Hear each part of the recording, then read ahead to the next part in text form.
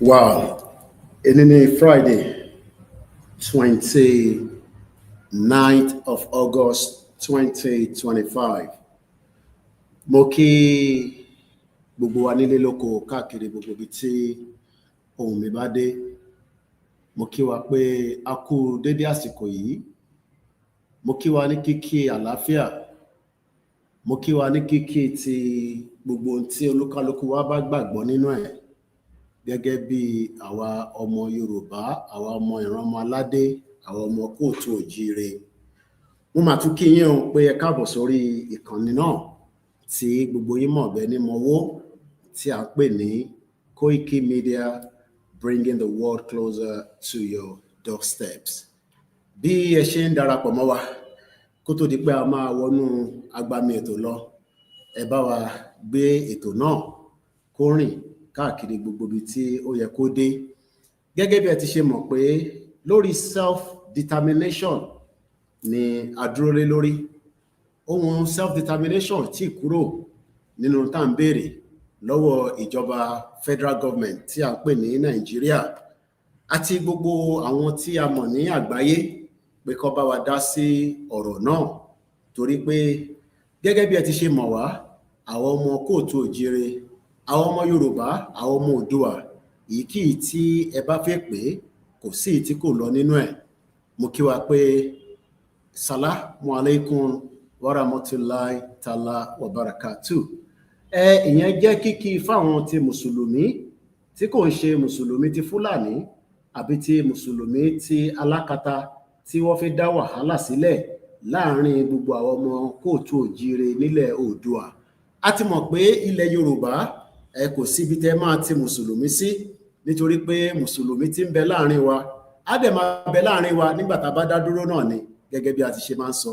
Mo kí yín lẹ́ẹ̀kan sí pé a kú ọlá Jímọ̀ tèní ní gbogbo ibi igun mẹ́rẹ̀ẹ̀rin àgbáyé tó ti máa kí Jímọ̀ tèní. Mo kí yín pé assalamu alaikum wa rahmatullahi ta'ala wa barakatuh. Nígbà tí mo ti ń kí àwọn Mùsùlùmí, bẹ́ẹ̀ ni a máa rántí pé kò kí ń ṣe ẹlẹ́sìn Mùsùlùmí nìkan ló ń bẹ ní ilẹ̀ kóòtù òjíire tí a mọ̀ sí ilẹ̀ Oòduà. A mọ̀ pé láàrin ẹ̀ a ní ọ̀pọ̀lọpọ̀ àwọn tí a ń pè ní Kristẹni, a ní Sẹ̀lẹ́, a ní Kérúbù, a ní gbogbo oríṣiríṣi àwọn ẹlẹ́sìn Kristẹni tí àwọn náà ń bá wa gbé, tí a dẹ̀ ti jọ wà. Gbogbo náà ni a ní oríṣiríṣi ẹbí wa tí wọ́n ń ṣe ẹ̀sìn Kristẹni. Gẹ́gẹ́ bí a ṣe bá ń sọ lórí ìkànnì wa, èèyàn gbé ẹ̀sìn dání kò ní ṣe pẹ̀lú freedom tá à ń béèrè fún. Freedom tá à ń béèrè fún kò jẹ́ kẹ́ni tó lẹ́sìn kó lálàáfíà, ká má tẹ̀tí wá sọ ẹni tó lẹ́sìn. Mo wá ń lọ bẹ́ẹ̀, mo kí gbogbo ẹ̀yin Kristẹni pé kíkí ọlá kó máa bá yín o, kíkí ọlá kó máa bá gbogbo àwọn Kristẹni ní gbogbo ibi igi mẹ́rẹ̀ẹ̀rin àgbáyé títí dé ilẹ̀ Oòduà ni a ti ń kí yín o, títí dé ilẹ̀ Yorùbá, títí dé Kwara, Kogi, Ondo, Ọ̀ṣun àti gbogbo ibi tí ọmọ Yorùbá bá ń bẹ. Mo kí wa lẹ́ẹ̀kan sí pé kíkí ọlá kó máa bá yín o. Bẹ́ẹ̀ mo ní àbọ̀rú àbọ̀yè fún àwa tí a jẹ́ ẹlẹ́sìn àbáláyé, ẹ̀sìn tó ti ń bẹ kó tó di páwọn òyìnbó dé tó dáwọ́ gbogbo ẹ̀rú. Gbogbo tí ó ń lọ tó ń bọ̀ tí à ń sọ̀rọ̀ lé lórí lénìí kò ju Britain tí ó dáwọ́rú. Àwọn ni wọ́n kó wa pọ̀ mọ́ Nàìjíríà. Àwọn náà dẹ̀ ni a máa sọ fún pé bí ẹ bá yọ wá kúrò ní Nàìjíríà, àwa máa yọra wa o. Mo kí gbogbo àwa ẹlẹ́sìn àbáláyé tí a mọ̀ sí oníṣẹ̀ṣe. Ìṣẹ̀ṣe làgbà, gẹ́gẹ́ bí a ṣe máa ń sọ. Má jẹ́ kẹ́ni kankan sọ fún ẹ pé wọ́n ń tẹpo sórí Ògún, wọ́n ń bọ òòṣà, à ń bọ dis, à ń bọ Odùduwà, à ń bọ Ṣàngó. Gbogbo ẹ̀ náà ni a ti ń ṣe káwọn òyìnbó tó dé. Ó bá wa lára mu. Ìwọ tó bá wá gbàgbọ́ nínú ẹ̀, má takò rárá, fi àwa tí a gbàgbọ́ nínú ẹ̀ sílẹ̀ ká máa báṣẹ́ lọ. Nítorí pé bí a ṣì ń rí bí àwọn tí wọ́n ń tẹpo sí nǹkan, nígbà tí ilẹ̀ Oòduà bá dé, àwọn náà máa lówó lọ́wọ́. Wàá kọ́ Territorial ńláńláńláńlá, tó lúkálukú àti ló máa jọ́sìn èyí tó bá wọn níbẹ̀ bí gbogbo a ṣe rí àwọn chọ́ọ̀chì ńlá tó pọ̀ àrí mọ́ṣáláṣí tó pọ̀ tó bá déjọ́ náà lọ́hùn láìpẹ́ láì jìnnà gbogbo ọmọ Yorùbá náà àwọn ọmọ Odùduwà àwa náà níbi tí olúkálukú àti máa jọ́sìn. Mo wá fẹ́ fi nǹkan kan síwájú ká tó bẹ̀rẹ̀ ètò tèmi mo ní ẹ bá mi máa pín. Bàbá wa alànà tó kọ ìwé bàbá tó rí ẹ pé ni orí ẹ ò tí ì dọ́ta at 90 plus. Ẹ má confuse ara yín, ẹ má jẹ́ kó olúkálukú sọ pé àwọn tẹ́ gbọ́ tí bàbá mi Ẹniọlá Ẹniyì Ìgbòho Òòṣà nígbà tá a wà ní Mọdákẹ́kẹ́ ó ní òun á máa pera àwọn ní ọmọ Odùduwà pé Odùduwà nation lòun á máa ṣe. Ìyẹn ọ̀ní tí bàbá Akíntóyè gbé dání ó ti yí padà torí ọ̀pọ̀lọpọ̀ ló ń pè wá pé àwọn ti wà confused ṣé Yorùbá nation la gbé dání ni àbí Odùduwà nation. Mo ní bàbá Akíntóyè tó kọ ìwé yìí as far back as 1970 ni bàbá tí ń ṣe drafting the Yorùbá people. Gbogbo èèyàn ló mọ̀ pé ọ̀jọ̀gbọ́n ni bàbá Akíntóyè kò kọ̀ọ̀kan tó yàtọ̀ sí pé ilẹ̀ Oòduà tí ń bẹ ilẹ̀ Yorùbá náà máa bẹ.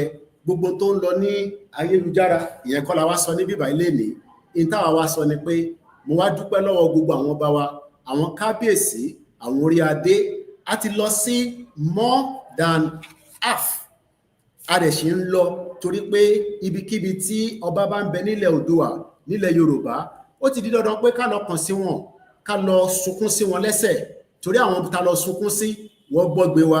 Bẹ́ẹ̀ ni a ti list gbogbo wọn pátá lẹ́yọ kọ̀ọ̀kan náà la máa kí wọn 16 Oba'S 16 Imperial Majesty tó jẹ́ méjì nínú wọn àwọn tó kù a máa pè wọ́n ní the Royal Majesty but méjì péré la máa pè ní His Imperial Majesty. Àwọn méjì wọn náà là ń sọ̀rọ̀ yìí ìyẹn bàbá wa Aláàfin Tèní àti bàbá wa Ọọ̀ni Òrìṣà gbogbo wọn náà ni a máa kí bọ̀ká tó wọnú ètò lẹ́ẹ̀kan sí orúkọ tèmi ò yí padà ọmọ Oòduà ọmọ Yorùbá ọmọ kóòtù òjíire ọmọ Ìjẹ̀bú Òde ọmọ gbogbo ọmọ Oòduà náà ni kò sí yàtọ̀. Do not get confused. Ọláyọmí Kóìkì ni mò ń jẹ́. Iṣẹ́ wa fúnlẹ̀ wa forílẹ̀ ibi wa kàgbéga kàgbéga kàgbéga fàlérí. Ìgbàgbọ́ wa ni pé bá ti bẹ̀rù làbọ̀ mọ́ ká ṣiṣẹ́ ká ṣiṣẹ́ ká ṣiṣẹ́ ká jọlá. Ìṣọ̀kan àtòmìnira ní kẹjẹ ká máa lépa. Ìtẹ̀síwájú fọ́pọ̀ ire àtòhun tó dára. Ọmọ Oòduà dìde bọ́ sípò ẹ̀tọ́ rẹ. Ìwọ ni ìmọ́lẹ̀ ògo adúláwọ̀.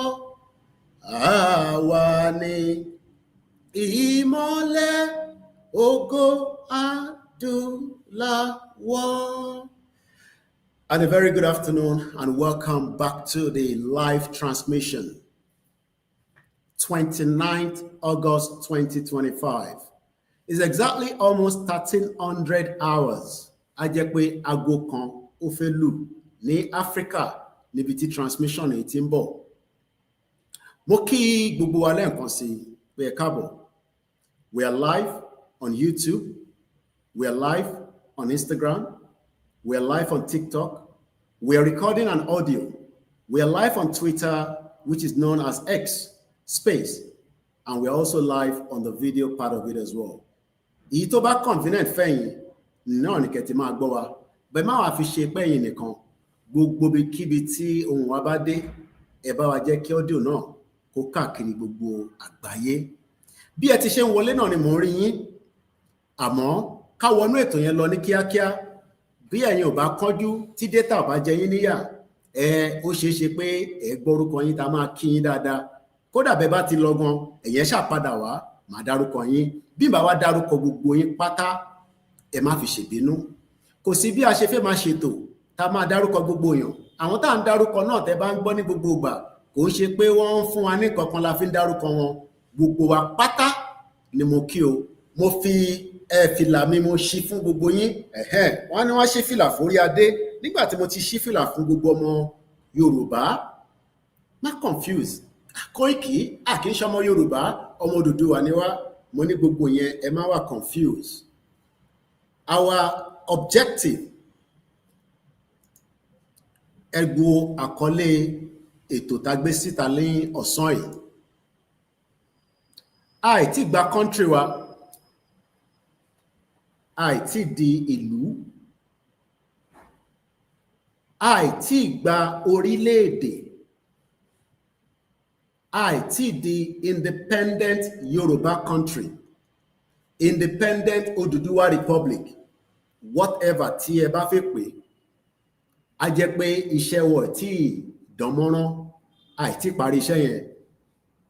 Tá a bá dẹ̀ parí iṣẹ́, kí wá ni a fẹ́ máa celebrate, kí wá la fẹ́ máa bára wa jà fún, nígbà tó jẹ́ pé in tí a torí ẹ̀ ta fi bẹ̀rẹ̀ ìrìn àjò yìí, àìtẹ́ tí ìbẹ̀rẹ̀ torí pé ó dijọ́ tí wọ́n bá declare ilẹ̀ Oòduà gẹ́gẹ́ bí orílẹ̀-èdè. Nígbà yẹn la lè máa jókòó pé orúkọ wo gan ló yẹ wá ká pera wa, àti pé irú ọ̀nà wo ló yẹ ká gbà ká fi ṣèjọba tó máa tẹ́ wa lọ́rùn. Béèyàn kan bá ń sọ fún ẹ lẹ́ni pé Nàìjíríà máa ṣiṣẹ́, mo ní tutù ẹ̀dànù Nàìjíríà ò lè ṣiṣẹ́. Mò ń bọ̀ níbẹ̀ torí pé ètò tèmi, ètò àwa dúpẹ́ lọ́wọ́ gbogbo ibi tí a ti rìn sí. Ọmọ Adéyẹmọ Ìgbòho Òòṣà, owó baba Dami, ẹkùn ọkọ̀ Fúlàní, general actor, ẹni tí ó bá jáde ọ̀pọ̀lọpọ̀ èèyàn á máa ní Ìgbòho ló ń lọ yẹn, ẹ bá máa kí. Òun ló gbé mi dìde, ló ní ká wá dúpẹ́ fún gbogbo kábíyèsí pátápátá, pé mo dẹ̀ gbọ́dọ̀ yọ ẹnì kankan sílẹ̀, pé gbogbo ibi tí a ti rìn sí, pé kí n tó tálì gbogbo ẹ̀ pátá níbi tá a bá ṣẹ́ délé ní ká dúpẹ́ lọ́wọ́ wọn. Nígbà tá a bá tún rí àwọn ìrìn àjò tó kù náà, a tún máa áàdì mọ́. Mo kí gbogbo àwọn ọmọ iléeṣẹ́ Koikimedia torí pé iṣẹ́ yóò ṣe dá ṣe. Mo kí àwọn management tí ẹ̀ kí ń rí tó ń ṣiṣẹ́ lẹ́yìn, tí wọ́n ń vẹ́tẹ̀, tí wọ́n ń wo gbogbo audio. Ṣáwọn ọmọ yẹn sáré tó pọ̀ jù, ẹ sọ fún ọ kí wọ́n ní mọ́tò yẹn kó má sáré torí a fẹ́ accident. Mo kí màmá tó bí mi lọ́mọ torí pé bíyàn bá nírú ìyá tí ó bí mi lọ́mọ tí ó fà mí sílẹ̀ pé ká máa bá ìrìn àjò yìí lọ, ọ̀pọ̀lọpọ̀ màmá náà ló tún bí mi. Gbogbo ẹ̀yin màmá ẹ̀ náà ni mò ń kí. Mo kí gbogbo ẹ̀yin bàbá, mo wá kẹ́yìn àbúrò mi, mo kẹ́yìn ẹ̀gbọ́n mi. Mo ní èmi ni the last man standing, nítorí pé bí gbogbo nǹkan bá ń lọ wúrúwúrúwúrúwúrú, ó jẹ́ ká máa rántí pé ibi tá à ń lọ gangan ni àìtí débẹ̀. Ìyẹn gan ni àwọn Fúlàní a máa fi dunnú pé oògùn àwọn ti mú wa, àwọn tó ń fà ó ti ń ṣiṣẹ́ lé wa lórí. Kò ṣiṣẹ́ lé mi lórí o, má wàá jẹ́ kó ṣiṣẹ́ lé wọ lórí, nítorí pé our objective, our aims, ìlú ta fẹ́ gbà àìtí gbà. Ó dìgbà tá a bá gba ìlú yẹn kúrò lọ́wọ́ àwọn Fúlàní, àwọn jẹgúnjẹran tó ń pera wọn lólóṣèlú, àtàwọn tí wọ́n fẹ́ ń tà ń ṣe lọ́wọ́lọ́wọ́, ìgbà yẹn la lè máa dúpẹ́. So gbogbo ẹ̀yin tẹ́ ń gbọ́ wa, ẹ má jẹ́ kí nǹkan kan kó bà yín nínú jẹ́. Ẹ má jẹ́ kí nǹkan kan kó jẹ́ kẹ́mi yín gbé sókè. Wọ́n ní lálá tó lọ sókè, àbí ṣé mo gbà á? Òun náà ló máa padà wá sílẹ̀. Olóyè Ìgbòho ní òrùn yìí, òrùn tó ń tàn yìí, ìbòjì rò pé òun lè sápamọ́, nígbà tó òrùn bá dé, òrùn á gba gbogbo ẹ̀. Àwa la máa ṣe kí ni? Àwa la ní sí àgbẹ̀yìn. Olóyè ò sọ pé òun ò ṣe Yorùbá nation mọ́, bẹ́ẹ̀ kò sọ pé òun ò ṣe Odùduwà nation mọ́. Ká kọ́kọ́ clarify yẹn fáwọn tó ń béèrè pé ṣé olóyè Adéyẹmọ ṣé ó ṣì wà lórí ìrìn àjò yìí, àbó ti ṣe kí ni, àbó ti kúrò lórí ẹ̀. I can speak as a spokesman, not just a spokesman, gẹ́gẹ́ bí àbúrò sí ẹ̀gbọ́n, torí èmi a máa jẹ́ bí àbúrò sí olóyè. Mo dẹ̀ sọ pé gbogbo ibi tó bá ń lọ ni màá máa tẹ̀lé, torí pé kí ni, a gbọ́dọ̀ fi sílẹ̀. Mo ní kó lọ dúró, kó fọkànbalẹ̀. Tó bá ń sọ̀rọ̀ mídíà, kábíyèsí náà ti sọ, àwọn kábíyèsí wa méjèèjì mo ṣí fìlà fún láti Ọ̀ọ̀ni títí dé Aláàfin. Wọ́n ní ẹ má introduce Kóìkì sí wa. Kóìkì làwa máa ń gbọ́ tá bá fẹ́ lọ sùn. Mo mọ̀ adìyẹn mọ́ ni o, bí kábíyèsí méjèèjì bá fẹ́ lọ sùn, wá ní olórí ẹ bá ń gbé sọ́dọ̀ Koikimedia. Ẹ jẹ́ ń gbọ́n tí Kóìkì fẹ́ sọ, torí pé Kóìkì ló ń ṣí ọkàn àwọn ọmọ Yorùbá, àwọn ọmọ Odùduwà, ó ti tẹ́ yín lọ́rùn bẹ́ẹ̀ ṣé ká máa pè ní méjèèjì bọ́ a lè yọ Yorùbá nation kúrò torí pé n tí bàbá wa alànà sì ń pè nìyẹn a lè yọ kúrò.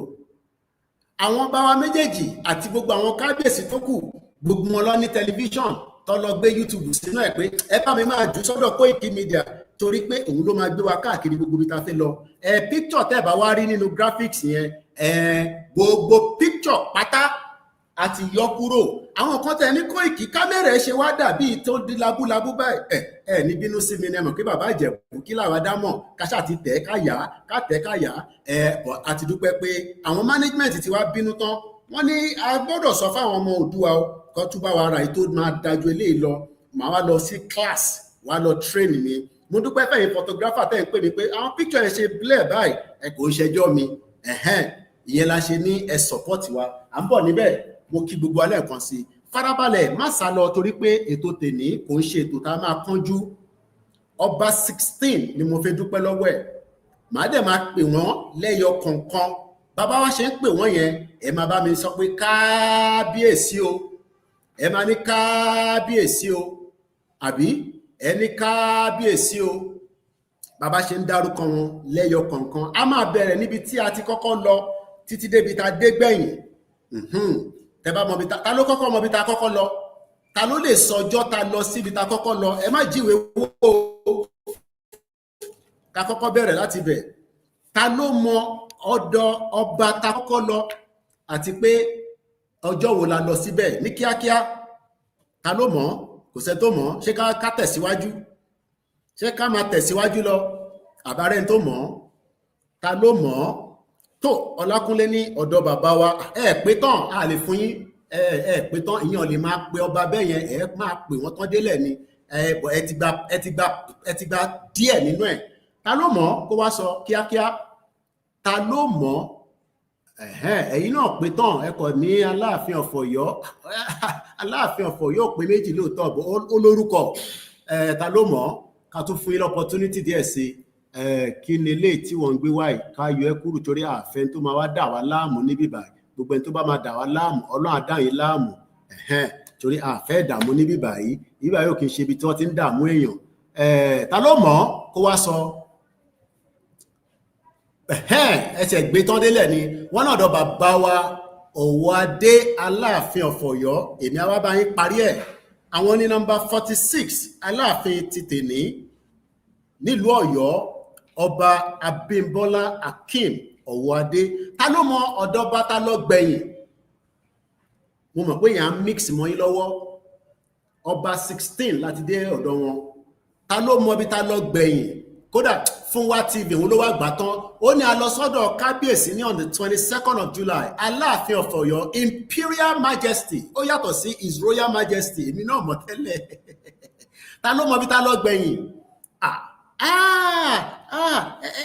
Èmi gan máa èmi gan máa ti gbàgbé tán pé ọdọọdọ ọba kan ní Benin Republic ẹ ṣe gan ni mo ti gbàgbé tán Ọlọ́run má jẹ́ ká gbàgbé ọba gidi. Mo gbọ́dọ̀ lọ mórúkọ wọn jáde wọ́n ní ọba wọn ní ìlú Pòbẹ́ èèyàn kan ní así gangan àwọn eléyìí ò dá kankan mọ̀ follow Koikimedia bẹ́ẹ̀ bá jẹ́ follow Koikimedia ní ẹ mọ̀ bí ta lọ gbẹ̀yìn ọba Pòbẹ́ a gbọ́dọ̀ lọ mú orúkọ wọn jáde dáadáa torí pé wọ́n ní orúkọ gbogbo àwọn ọba ta lọ pátá ló ní orúkọ. So while I'm going to get that ìtorí èmi náà kọ sílẹ̀ àwọn ló máa jẹ́ nọ́mbà 17 kódà mo gbọ́dọ̀ tètè sọ fáwọn staff mi tó fi ṣe audio jáde pé tẹ́ ẹ̀ bá fẹ́ dá ìjà sílẹ̀ ọba 17 láti dọ́dọ̀ wọn ìlú Pòbẹ́ ní Benin Republic ni mo tẹ̀lé olóyè ni wọ́n lọ kí ìkànnà àwọn ọba náà níbẹ̀ gbogbo wọn náà ni a máa kí dáadáa la máa dárúkọ. Bí ẹ ṣe wọlé lẹ́ẹ̀kan sí ẹ bá wa pín ètò eléyìí ò ń ṣe ibi tí ẹ ti máa rí fracas à ń ṣe fracas níbí báyìí torí iṣẹ́ tí mo gbé dání ó pọ̀ ju fracas lọ. Tẹ́ bá wá fracas tẹ́ ń wá ibi tí wọ́n ti fẹ́ dá rúdurùdu sílẹ̀ tẹ́ ń wá ibi tí ẹ ti fẹ́ gbọ́ àṣírí àkínsọ àṣírí níbí báyìí. Self-determination is an inalienable right. Tẹ́ bá ń wá ibi tí wọ́n dàgbẹ̀gìrì síta tó ń wọ ewédú lé lórí ìbí báyìí kọ́ ni bó tó bá ń wá ibi tí o fẹ́ mọ níbo nìrìn àjò yìí dé níbo ló ń lọ wàá bá níbí báyìí bẹ́ẹ̀ ni a ti rí ọba náà ìyẹn Pàlásì Royal de Pobẹ̀, the Royal Majesty Ẹlẹ́ṣì Camille, níbẹ̀ ni a lọ last.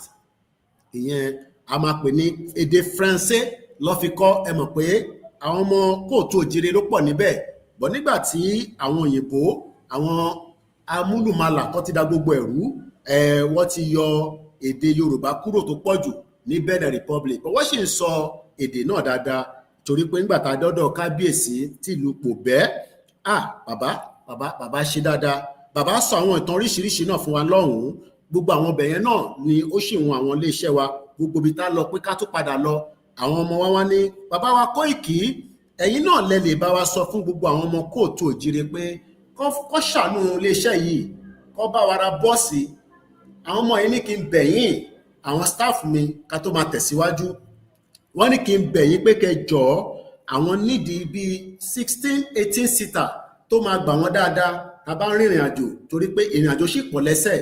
Yorùbá nation, Odùduwà republic, ilẹ̀ kóòtù òjìrè àìtí ìgbà officially, it is still Nigeria. Tinubu ìyẹn president ṣẹ̀dí láti Brazil, ó lọ Japan, ó lọ káàkiri, so àwọn ọmọ wa a máa sọ yẹn náà láàrin ètò tèmi, bí a máa ṣe fundraising ní, bí àyàn kan ló máa rà fún wa ní, bí àyàn méjì ní, in tí kò gbọdọ̀ pẹ́ ni, torí pé gbogbo àwọn ìgbésẹ̀ tẹ rí táwọn ọmọ ìfìrìnrìn àjò 16 yìí, ọpẹ́lọpẹ́ Elédùmarè, ọpẹ́lọpẹ́ Ọlọ́run, níwọ̀nba a manage ni, kò dẹ̀ dá kírú iléeṣẹ́ báyìí wà kí a máa struggle when it comes to transportation, àfi tó bá jẹ́ pé gbogbo táwọn ọmọ yẹn ń ṣe kò tẹ́yìn lọ́rùn, èyí tó bá wá tẹ́yìn lọ́rùn nínú ẹ̀, ẹ jẹ́ ká mọ̀, so that kí a lè adjust ẹ̀ lé lórí, but without a very good vehicle, it will be very difficult fáwọn staff wa láti máa travel from point A to point B. Ọjọ́ mẹ́rin ni wọ́n lò ní Àkúrẹ́, kò jẹ́ kó lò tó yẹn rárá, mọ́tò tó gbé lọ ló break down, gbogbo wa náà la mọ stress tó máa involve, but mo bẹ̀ wá, mo rọ̀ wá, iléeṣẹ́ yìí ó nídìí ìrànlọ́wọ́ yín tó pọ̀. Now let's kickstart one at a time.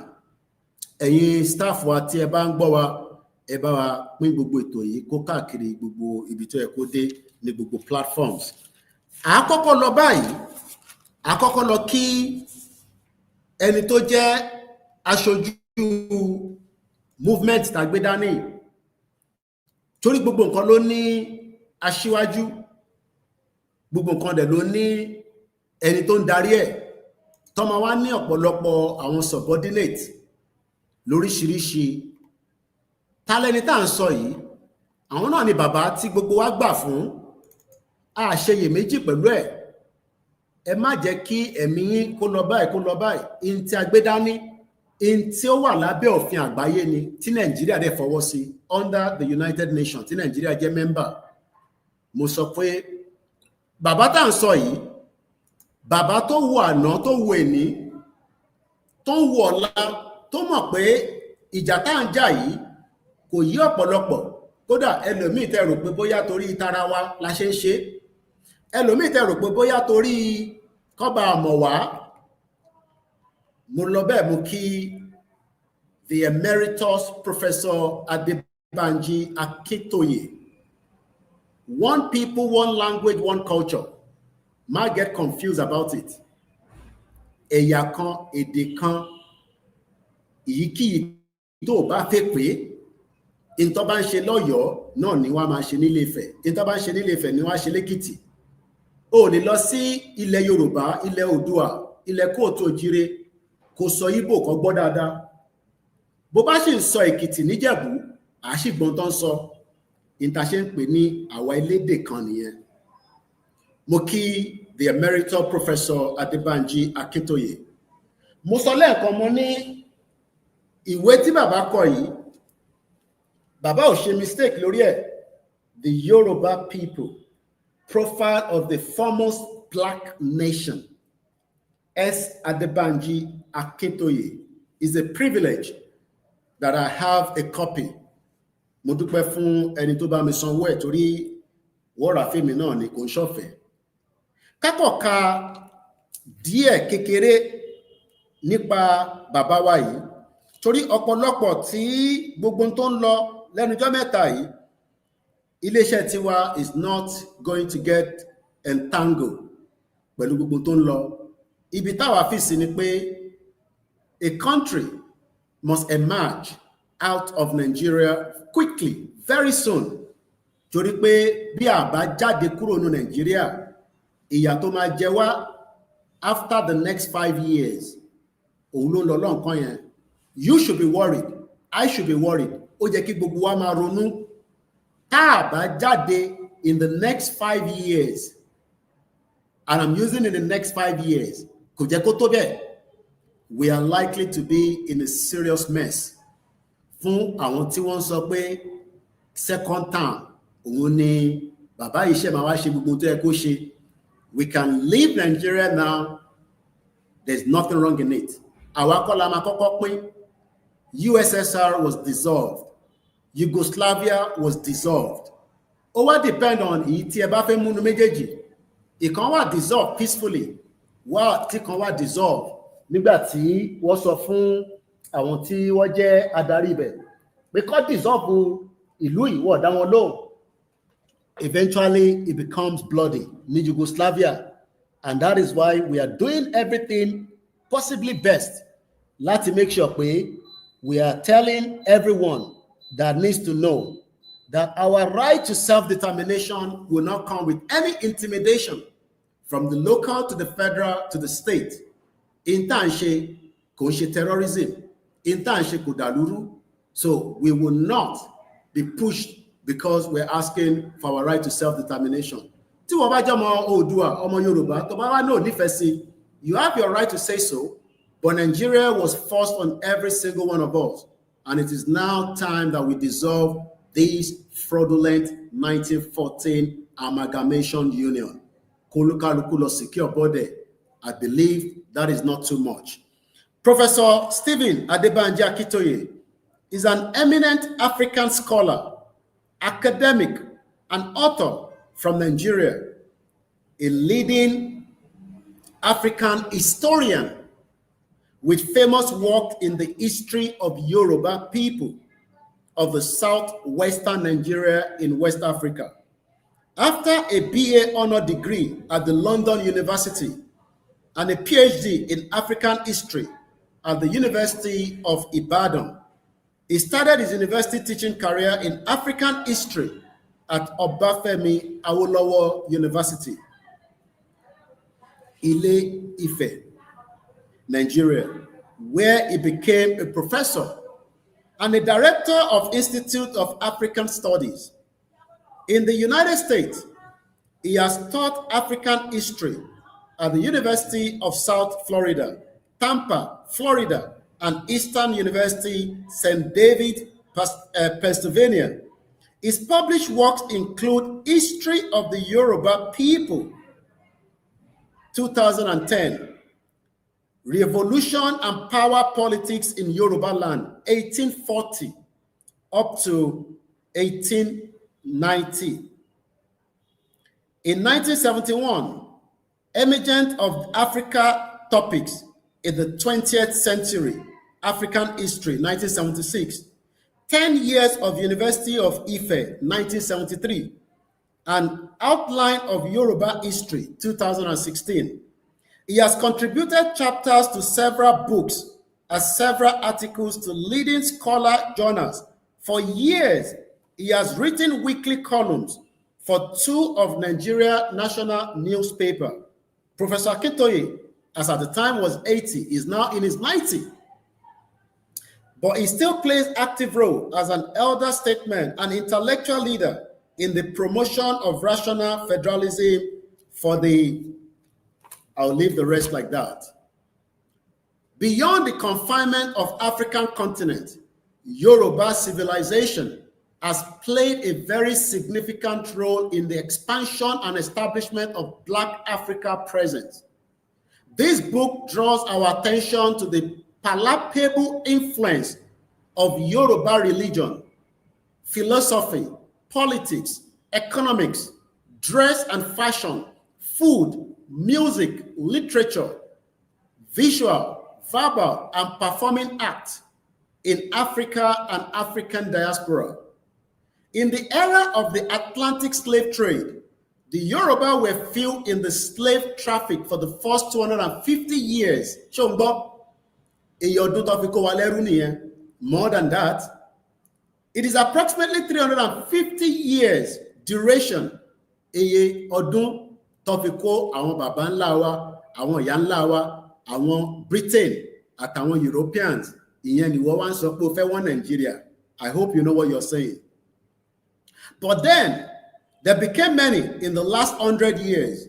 The Yoruba were thus among the latest arrivals to the slave communities in most parts of the New World.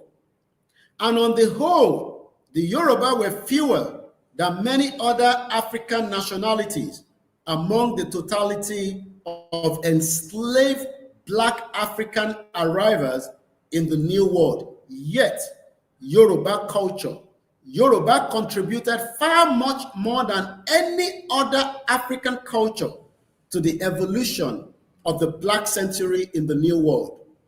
In mythology, traditions, folk rock, religion, commerce, travel, language, political culture, art, craft, manufacturer, etc., Yoruba civilizations strongly impacted very many of the people to the east, west, and the north of the Yoruba homeland in West Africa.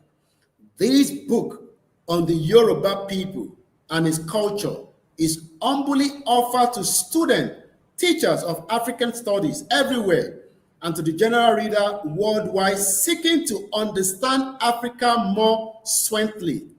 It is offered in particular to the Yoruba people at home in West Africa, and the very large Yoruba and African diaspora in all parts of the world. While focusing on the Yoruba, this book helped to dispel in a factual and non-polemical manner many of the misconceptions,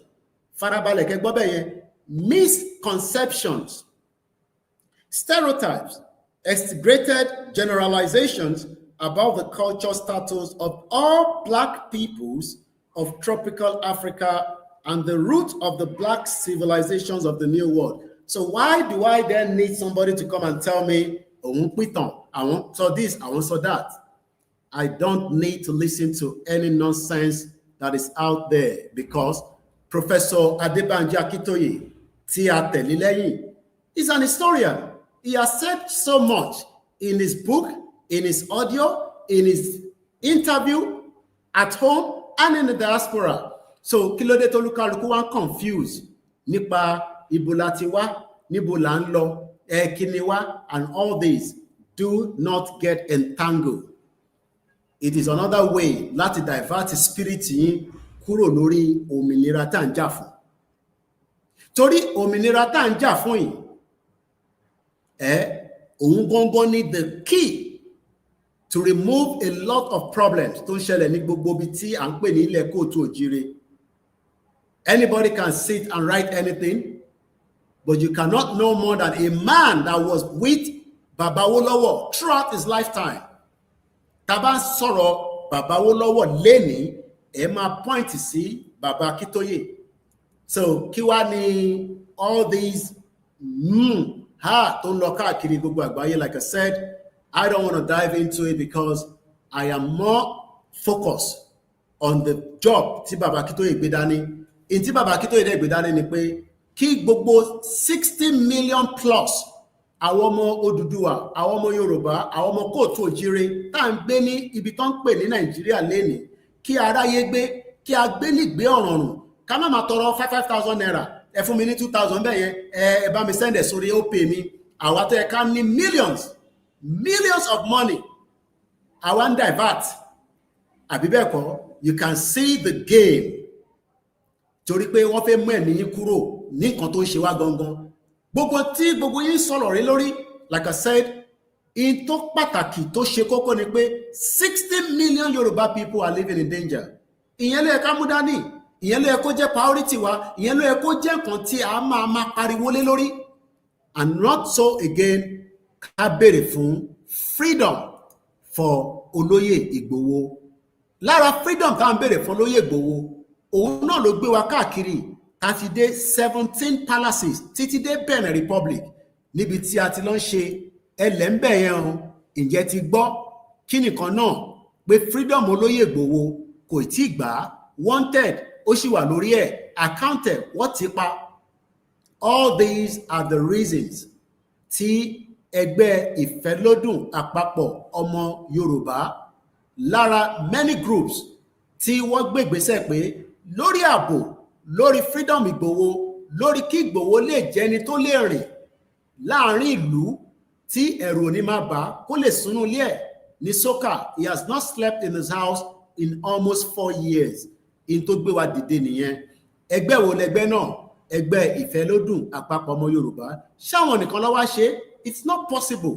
Táwọn bá sọ pé ká jáde, táwọn ẹgbẹ́ tó kù náà bá bá wọn fọwọ́ kun àbẹ́yìn tí ẹjọ́ rìnrìn àjò náà, ṣó lè possible ṣá?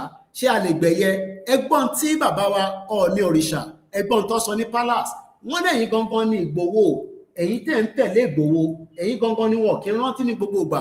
Ìyẹn la ṣe ń kí gbogbo ẹ̀yin tí ẹ tẹ̀lé wa, títí kan driver tí kò láǹfààní àti lè jáde nu mọ́tò torí kò mọ̀gbà tí Ìgbòho máa jáde padà, kó má di pa máa wá driver. Ta ló wa mọ́tò yìí o, ẹ ti blọ́ọ̀kì títí o. Many of such happened during the last 1 month plus tá ti rìnrìn àjò yìí.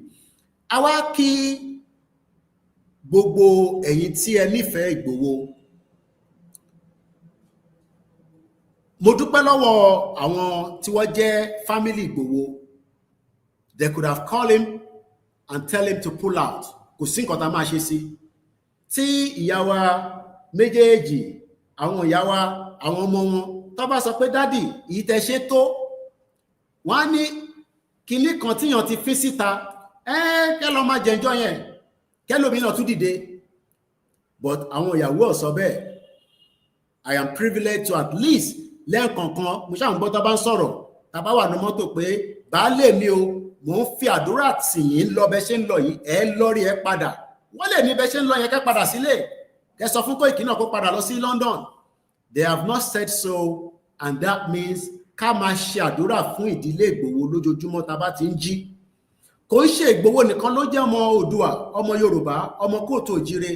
We have 60 million, but they are always one out of many tó máa dìde tán, regardless of whatever it is, regardless of whatever the obstacle in tó ń go through. Òun ló mọ̀. Ṣé ẹni tó pa sílé ẹ̀ ní ká sọ ni? Àbí ológbò tó pa? Ṣé àkáǹtì tó tì ní ká sọ ni? Àbí káì má lè rí movement? Gbogbo wa là ń lọ sí pátì, àìmọye tó máa dé láti abroad, á lọ pátì. Ìgbòho òótọ́ ẹni tó máa wọ agbádá nísìn, tání kí ló ń ṣe níbẹ̀ yẹn jẹ́ bá yín débẹ̀. Torí pé wọ́n wà ní ìlú bàbá ẹ̀ pé wọ́n tẹ̀dí ni. Ṣọ̀daràn ni kò ń ṣọ̀daràn. In tó gbégbésẹ̀ ẹgbẹ́ ìfẹ́lódùn akíkanjú YSDM, like I always say, kò sí nǹkan tí ẹ lè ṣe tí ẹ lè fi ọwọ́ rọ́ YSDM, because the YSDM stand for Yoruba Self-Determination Movement. They have a role. Their role is played as the body. APC náà ní body tiwọn, PDP ní body tiwọn, UN United Nations ní body tiwọn, YSDM ní body tàwa náà. Is a body that represents us. Àwọn ló ń kọ lẹ́tà sí Tinubu, àwọn ló ń gbé ètò jáde. But under YSDM, many groups have the right to operate independently, to operate without anything tó lè fa àbùkù àbí jàmbá sórí ìrìn àjò yìí. And so far, a dúpẹ́ pé gbogbo ẹgbẹ́ tó wà lábẹ́ YSDM, wọ́n ti tako YSDM, wọ́n ti sọ pé táwọn ń ṣe yìí ó yàtọ̀ sí YSDM. Àwọn ẹgbẹ́ mi lè wá o, kọ́nà àwọn òfin tí YSDM ń ṣe, they are likely not to be part of the YSDM. But gbogbo ẹgbẹ́ tó bá wà lábẹ́ YSDM, they have followed what the YSDM want us to do. Kí ni YSDM fẹ́ ká ṣe? Ká lọ promote ilẹ̀ Oòduà, ká lọ promote Yorùbá nation, ká lọ promote self-determination. YSDM ò ní ká lọ máa jà, kò ní ká lọ máa fa sùúrùtù lórí social media. A mọ̀ pé orúkọ Ìgbòho ti di brand. There's no doubt about it. A dúpẹ́ pé bó ṣe láti rí náà nìyẹn. but the Yoruba self-determination movement, one body for the sovereignty of Yoruba. For Yoruba yabi, money don't get confused. The focus point is àtẹni tó jẹ́ Odùduwà, àtẹni tó jẹ́ Yoruba, ìyà ń jẹ gbogbo wa, including myself. Mo mọ ètò ń bọ́ lára tèmi náà. Every one of us are all in danger. Whatever you want to call yourself, you are living in a country that is not likely to work in the next 100 years. We are better off to exit. Káwá pé national conference láàrin ara wa, kò nídìí Igbo láàrin ẹ̀, kò nídìí Hausa. Mo ń gbọ́ pé àwọn Hausa celebrate Hausa Day. Mo ń wo lórí Arise TV àti náà ni máa play video níbí báyìí mọ́. Tí àbá ti ń sọ pé àwọn Hausa yìí náà wọ́n tún yàtọ̀ sí Fulani, but Fulani ti ń claim Hausa Fulani. That should be our first key, our first priority. Èmi ò ṣe ọmọ Yorùbá, ọmọ Odùduwà ni mí, ṣé ìyà ń jẹ nínú Nàìjíríà? Ṣé orí iná lò? Ṣé orí identity ẹ lò dáadáa? So why all these who are? Our first focus tí wọ́n fẹ́ ká divert kúrò iṣẹ́ Fulani nìyẹn. Fulani àti Britain àwọn ló ní ète tó pọ̀ jù láyé yìí. Tẹ́ bá ń gbọ́ ẹni tó ní ète tí Britain bá ń sọ fún ẹ pé gba bíbáyìí, tó bá gbabẹ̀ ó wá já sínú kòtò. Bí Fulani náà bá ní kó gba bíbáyìí ó máa já sínú kòtò. That is the job that they are doing, láti divert attention wa from the real problem. Kí ni problem yẹn? Ó ní pé a fẹ́ ní kankan ṣe pẹ̀lú Nàìjíríà rárá. A fẹ́ abandon Nàìjíríà, but gbogbo wo ò lè máa lọ bá gbogbo àgbáyé sọ̀rọ̀. I have said this many times. A gbọ́dọ̀ ní body, a gbọ́dọ̀ láwọn tó máa jẹ́ the organ. Tí kankan bá ṣẹlẹ̀, a máa pè wọ́n. In tó bá rú wa lójú, a béèrè lọ́wọ́ wọn. Àwọn wo là ń sọ yìí? Àwọn náà ni YSTM. Tó bá gbọ́ wọn rí, òun lẹ ti ń gbọ́ lé ní lẹ́ẹ̀kan sí. Tó ń pè ní Yorùbá. Ṣé nísìn àwa lọ yọ Yorùbá self-determination, a nítorí àwa distracted, àwa lọ fi Odùduwà self-determination movement sí. This is all distraction. Our focus point is to first exit Nigeria. Tàbá kò sígbà téèyàn lè change orúkọ. Mo sọ fún yín pé 2016, I live in the UK for 27 years. When they left the European Union, passport yẹn change lẹ́sẹ̀kẹsẹ̀. A lè change the document tá à ń lò lọ́la nígbà tá a bá gba country wa. A lè change orúkọ. Many countries have switched their name. Turkey tẹ̀ ń wò lẹ́ni nísìnyí kò ń ṣe Turkey mọ́, ó ti di Turkey. Àwọn ṣe máa pè ní Turkey, àwọn ló mọ ìdí tó ṣe tún change orúkọ yẹn. Do not get entangled because you will lose the focus. Ìwọ tẹ́bi ń pa, tó ní ebi ń pa ẹ́, o tún wá ń jàjà orúkọ kan ni mo fẹ́ jẹ́, orúkọ kan ni mo jẹ́. You will be locked in that situation. Let us remain focused so that we can get to our destination as quickly as possible. We unite, we will defeat the Fulanis. Britain ló ń ṣiṣẹ́ behind the scene. Fulani láàrin. Before I came on this live show, èyí tẹ́ bá wà lórí TikTok àti posted, èyí tẹ́ bá wà lórí Facebook àti posted sórí X. Just few hours as I was setting up, àtútù gbọ́ pé wọ́n ti pa èèyàn mẹ́ta ní Kwara. Ṣé ẹni tó pa yẹn nísìnyí tó ń claim èèyàn kan ni mo jẹ́, èèyàn kan ni mo jẹ́, ṣé Fulani dá yín mọ̀? I don't think Fulani recognize whether you are Odùduwà or you're Yoruba. What we need to do first is to secure the borders, which is the reason why ẹgbẹ́ ìfẹ́lódùn àpapọ̀ ọmọ Yorùbá tó gbéra tó dìde under their president tí a mọ̀ sí Gani Alágbàlá. Èmi àti ẹ̀gbọ́n mi á máa jà dáadáa, àdé máa parí ẹ̀. Mo lọ mú picture ẹ̀gbọ́n mi tí a jọ yà nígbà tó wálé. Àwọn èèyàn tí ń wálé lórí ìrìn àjò yìí tó ń ná owó ṣìgìdì. This was 2021. Ni mo kọ́kọ́ láǹfààní pé a máa jọ ríra sójú báyìí, èmi àti Gani Alágbàlá ẹ̀gbọ́n mi dáadáa. That was in Soka ní Ìbàdàn. Kẹlẹ̀ wo how many years ago is that? Gbogbo àná la ṣe wà lórí ìrìn àjò yìí. Adúpẹ́ fọ́ba Elédùmarè. Kódà wọ́n ní name doesn't matter. Àwọn tó mọ̀ nípa ẹ̀ wọ́n ní Netherlands have two names. Wọ́n pera wọn ní Holland. Ìwọ́dẹ̀ máa wo football Holland àbí wọ́n lọ tún pera wọn ní Netherlands. Èmi ò gbé bẹ́ẹ̀ rí. Àwọn tó mọ̀ nípa ẹ̀ ló ń sọ fún mi lórí screen tí mo ń wò lọ́wọ́lọ́wọ́ báyìí. Àwọn òdú tó bá tún jẹ́ bẹ́ẹ̀ bá máa fi sórí comment section ẹ jọ̀ọ́. Today, a lot of our people don't understand that the Fulani agenda is to distract you from the real problem. Rí mọ́tò fi jáde, mọ́tò tó wà náà ó ń já ní ṣòkòtò, wọ́n ń disturb ẹ lójú títì, ìyẹn ni kó jẹ́ priority wa. Do not get entangled. Yes, we are living in an era of social media. Many videos were sent to me, I deleted, I don't have to listen to it because my time is very, very important. Nílùú òyìnbó a máa sọ pé aago la fi ń ṣiṣẹ́. Ó bá ṣiṣẹ́ nílùú òyìnbó after tó bá ti parí period tó fi ń ṣiṣẹ́ ní 9 hours. Tó bá tún máa lò ẹ́ fún another 30 minutes, ẹ gbọ́dọ̀ negotiate bó máa sanwó. Don't be entangled with all these. Name can be changed at any time. Ibì kan ọ̀dẹ̀ ní jura wọn lọ. Kò sọ́gbọ́n ẹ̀ pé ibì kan máa wá jura wọn lọ, àbí ibì kan máa wá superior jura wọn lọ. Do not get entangled with that. This is your only platform where you can get that kind of narrative. I am telling you, I have lived with the West in the European, British, English for 27 years. And I know what they can play. Gbogbo game tó ń lọ lọ́wọ́lọ́wọ́ ní Sinderi, it is the game of the Britain. Britain ló wà behind there.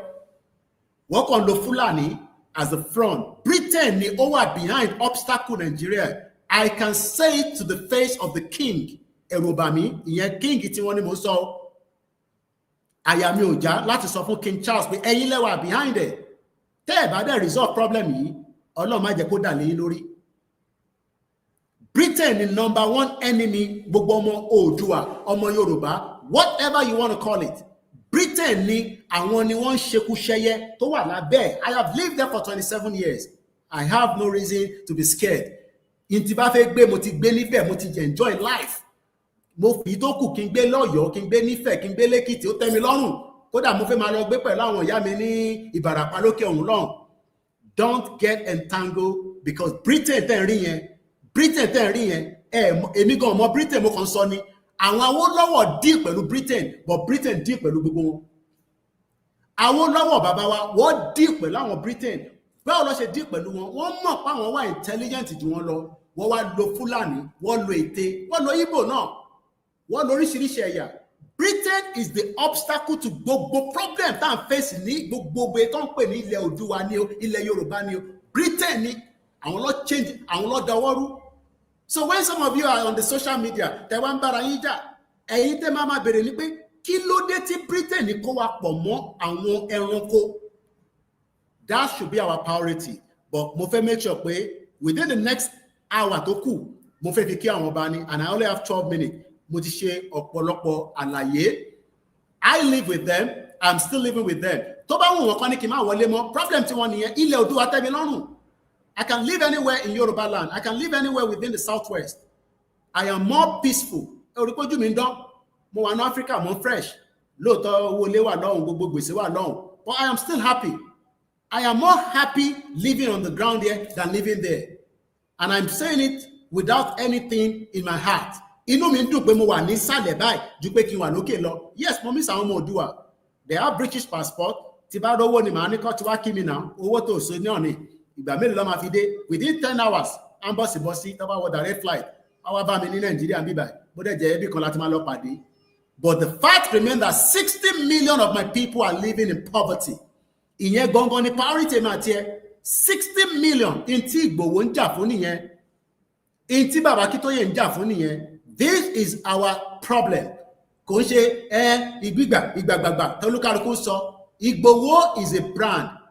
Gbogbo tẹ̀dẹ̀ ń sọ pátá kò sí tó gbọ́n nínú ẹ̀. Ìgbòho kì í ṣọmọ kékeré. But like I said, ká dúpẹ́ lọ́wọ́ àwọn ọmọ ẹ̀ àti àwọn ìyàwó ẹ̀ pé wọ́n wà against tó gbé dání. They could have said so, nothing anybody can do. But the first thing is we must gain his freedom. Ó gbọ́dọ̀ gba freedom ẹ̀ because àwọn tó ń ṣe ju Ìgbòho lọ tó ń ṣe terrorism wọ́n ń gbé nínú Nàìjíríà. There is no reason why Ìgbòho should be living outside the country. We must do everything. Àwọn kan tẹ́ sọ pé ibi tẹ́ ti ṣe dé yẹn àwọn ọba no gbogbo ọba tá bá lè lọ visit la máa débẹ̀. Owó ló máa jẹ kò ní jàgbàdo ni. Ẹni tó bá máa tẹ̀lé wa ló máa tẹ̀lé wa. Gbogbo ọba tá bá lè dé la máa dé. But ibẹ̀ náà la máa need the resources. Ìgbòho tí wá sí Kogi kò tí lọ sí Kwara. Ìfẹ́ lọ́dún ò lè gbé gbogbo responsibility yẹn. This is where you diaspora needs to come in. Ibi tí gbogbo àmà ti dìde nìyẹn. This is the time to prove that we are in love with Igboho. This is the time to prove it beyond reasonable doubt. Kò ṣe time la máa yúnra a fẹ́ náwó. O lè kọ́lé kankan sínú Nàìjíríà nísìnyí kò ní safety. No matter where you are. Àtẹ̀dúpẹ́ pé wọ́n rí pẹ́lá tó ń ṣe streaming ọmọ kékeré yẹn. Hey, imagine it could have been taken away. Aago mẹ́rin lèmi jí ni mo rí story yẹn. Pé wọ́n ti wá pẹ́lá o for 3 hours. Àmọ́ bí tó wà irú ló fowó nìyẹn. Ilé ẹni ẹran sápá ẹ fẹ́ kọ́lé, ẹ fẹ́ ralé síbi tí kò sí security. I wish you all understand that this is not the time ká máa yúnra owó. This is the time to pump the money ká lè tètè exit. Torí Tinubu ò ní kówó fún wa. Àwọn olóṣèlú ò ní kówó fún yín. They're all interested in Nigeria, which is British created country. And we need to stop them in every way we can stop them. Tó bá máa dìjà, kó dìjà. Ẹni máa kú ló máa kú, ẹni máa yè ló máa yè. But for now, we will continue in the dialogue and the peaceful way. But pé kò ní dìjà yẹn, ẹ̀tútù ẹ̀dànù, ìjà ṣì ń bọ̀. Ìgbà tíjà yẹn máa dé láàmú ni. I have said it and I still remain on that. Now, let's quickly come back. Mo kí Gani Alágbàlá lẹ́ẹ̀kan sí mo ní mo rí picture mo á send ẹ̀ sí wọn pé ṣé rántí picture yìí ẹ̀gbọ́n mi nígbà tẹ́ wálé ní 2021 that was in Soka. Mo lọ bẹ́ẹ̀ mo kí the vice president ìyá dáadáa ìyá alálùbáríkà Kentos àwọn ni wọ́n dìde tí wọ́n lọ ṣe aṣojú olóyè ní ọ̀dọ̀ kan náà wọ́n bá wa ní ọ̀dọ̀ Aláké of Egbaland gbogbo ibẹ̀ náà la máa dé. Mo lọ bẹ́ẹ̀ mo kí Aja Queen Ara mo kí wọn dáadáa mo kí Evangelist Tóyìn Àṣùbíàró mo kí mọ́mì wa Tóyìn Ọláoyè mo kí mọ́mì Ellen mo ní wá lè má dárúkọ ká má dárúkọ ìyá Jagun gbogbo ìgbà tá bá ń jáde at 70 plus ìyá yìí wọ́n tún wọ ṣòkòtò ìyá yẹ ẹ̀fẹ́ dàgbà ní mọ́mì wọ́n ní ibi tẹ́ bá ń lọ lẹ́ ń lọ àwọn lè fi sílẹ̀ gbogbo yín náà la máa tẹ̀lé ẹ bá mi kí Ajagun dáadáa ìyá lálùbáríkà kọ́lọ́jà rí wọn pẹ́ mo kí sísítà mi èmi a máa ní comrade mi ọkùnrin bí obìnrin comrade Ṣọlá kò gbọdọ̀ kú mo kí dáadáa mo wá lọ bẹ́ẹ̀ mo kí gbogbo ẹ̀yin ìyá wa láì yọ ẹnì kankan sílẹ̀ bá dárúkọ yín bá dárúkọ yín ọba Elédùmarè mọ̀ yín mo ní bí mo dárúkọ yín bí mo dárúkọ yín ọba Elédùmarè ó mọ̀ yín àtẹni tó ń ṣe ní kọ̀rọ̀ àtẹni tó ń ṣe ní gbangba gbogbo ẹ̀yin tẹ́ ń fi àdúrà ránṣẹ́ lójoojúmọ́ ẹ̀yin tẹ́ ń ṣàìsùn ní mùsùlùmí ni kìrìsìtẹ́nì ni oníṣẹ̀ṣe ni gbogbo yín pátá ni mò ń kí láì yọ ẹnìkankan sílẹ̀ mo kí gbogbo àwọn ẹgbẹ́ mo kí àwọn Iron Lady mo kí dáadáa ẹ̀kọ́ àdúrótì mo mọ̀ pé ẹ̀ ní resources ó yẹ kẹ́ máa ṣe ju bẹ́ẹ̀ ṣe ń ṣe yẹn lọ gbogbo ẹ̀ náà là ń lack tá a bá ti gbalẹ̀ wa bó jẹ́ góòlù tó bá ń tà lọ́ṣun náà la bá máa tà ní a máa fi tọ́jú gbogbo ara wa ìyẹn lọ ṣe fẹ́ ká gba yóò lẹ́yìn Oòduà wọ́n mọ̀ pé tá a bá ti gbalẹ̀ yẹn gbogbo resources tí àwọn olè jẹgújẹrẹ tó gbé dání sọ́wọ́ tó fi ń ṣọlá á tó gbogbo wa lò mo kí yín lẹ́ẹ̀kan sí i mo kí gbogbo ẹ̀yin bàbá wa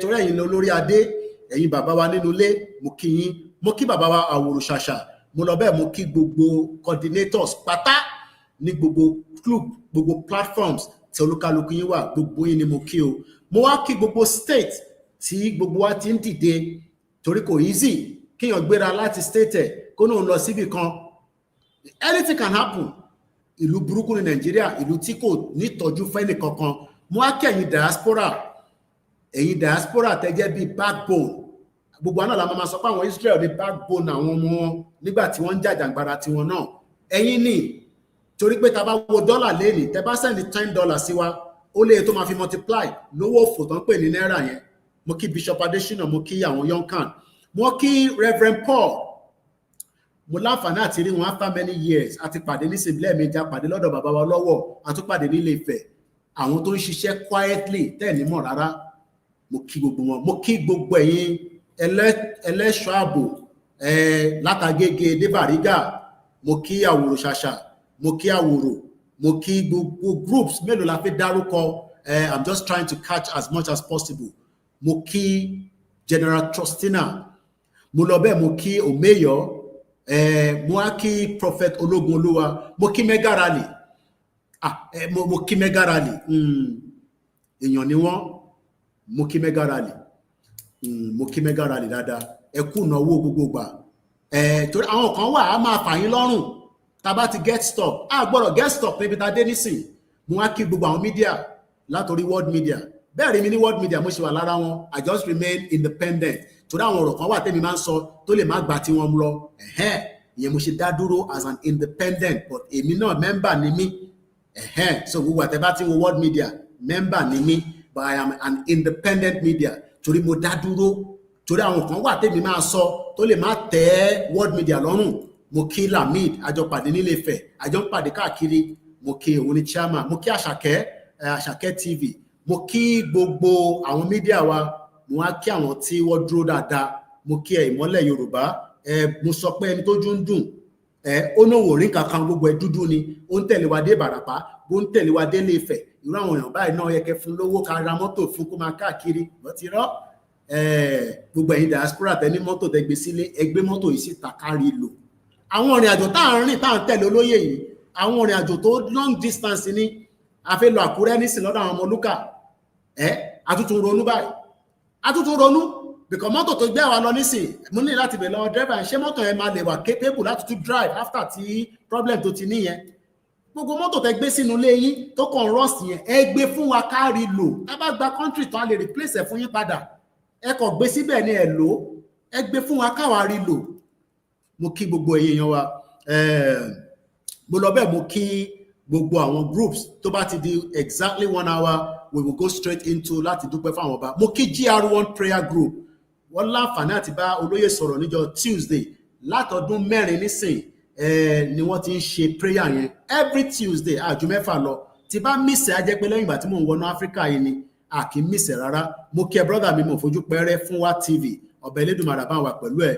Mo kí Pavilion mo láǹfààní àti I mean look at the joy when you meet all these individuals ẹ wò fẹ́ ta fi ń pàdé ara wa. Mo kí ICN TV mo kí àwọn ti Hong Kong náà mo kí gbogbo home base mo kí Lady K mo kí everybody and we will now be going into kádúpẹ́ lẹ́ẹ̀kan sí ẹgbẹ́ tó gbé ìrìn àjò yìí dìde òun ni Ìfẹ́lódùn Àpapọ̀ bọ̀ láàrin ẹ̀ wọ́n ní ọ̀pọ̀lọpọ̀ àwọn subordinate tó ń bá wọn ṣiṣẹ́.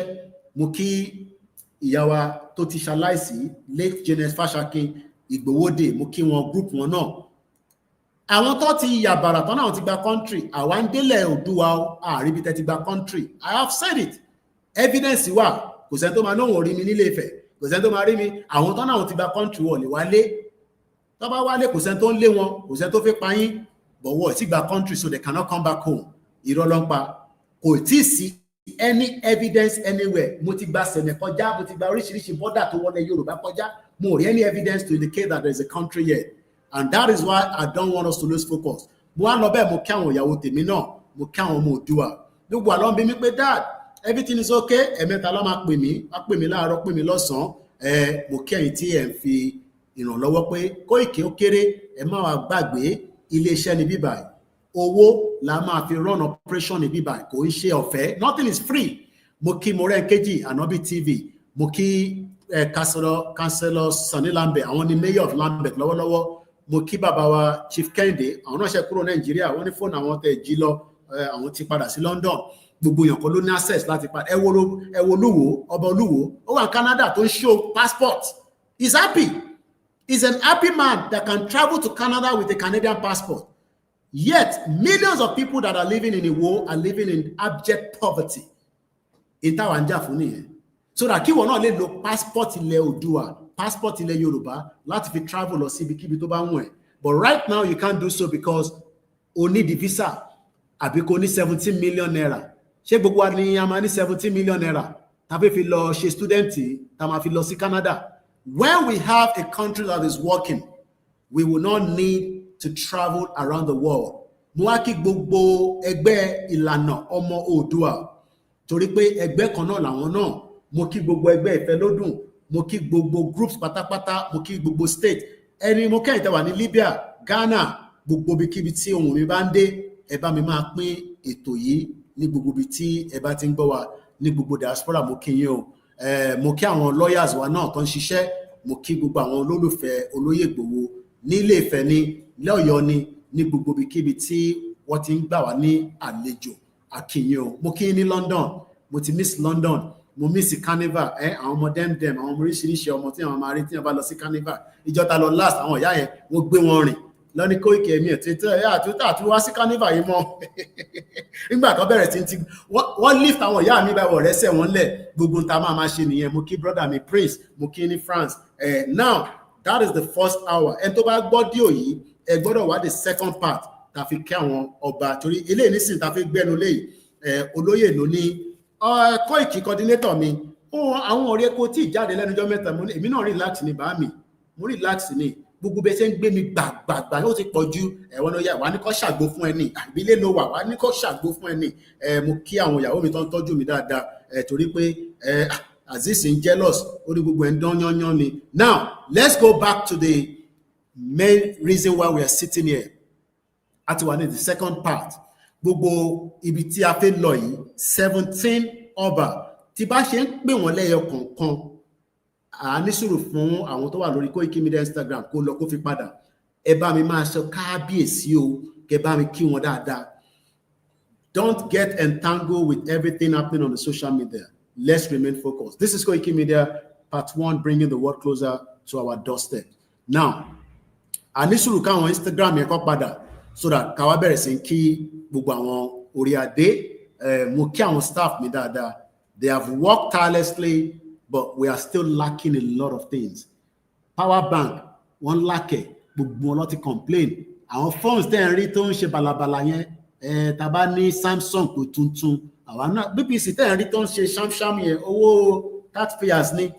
Alẹ́ tó lè ra Samsung brand new mẹ́ta fún wa pé Koiki wọ́n mú kan dání, phone tèmi náà ti di balabala. I'm managing it. All this is something that we should talk about and we should remember that we need all your services. Mo kí bàbá Prophet John Ogundele mo rí yín bẹ́ẹ̀ ẹ ṣé gan ni.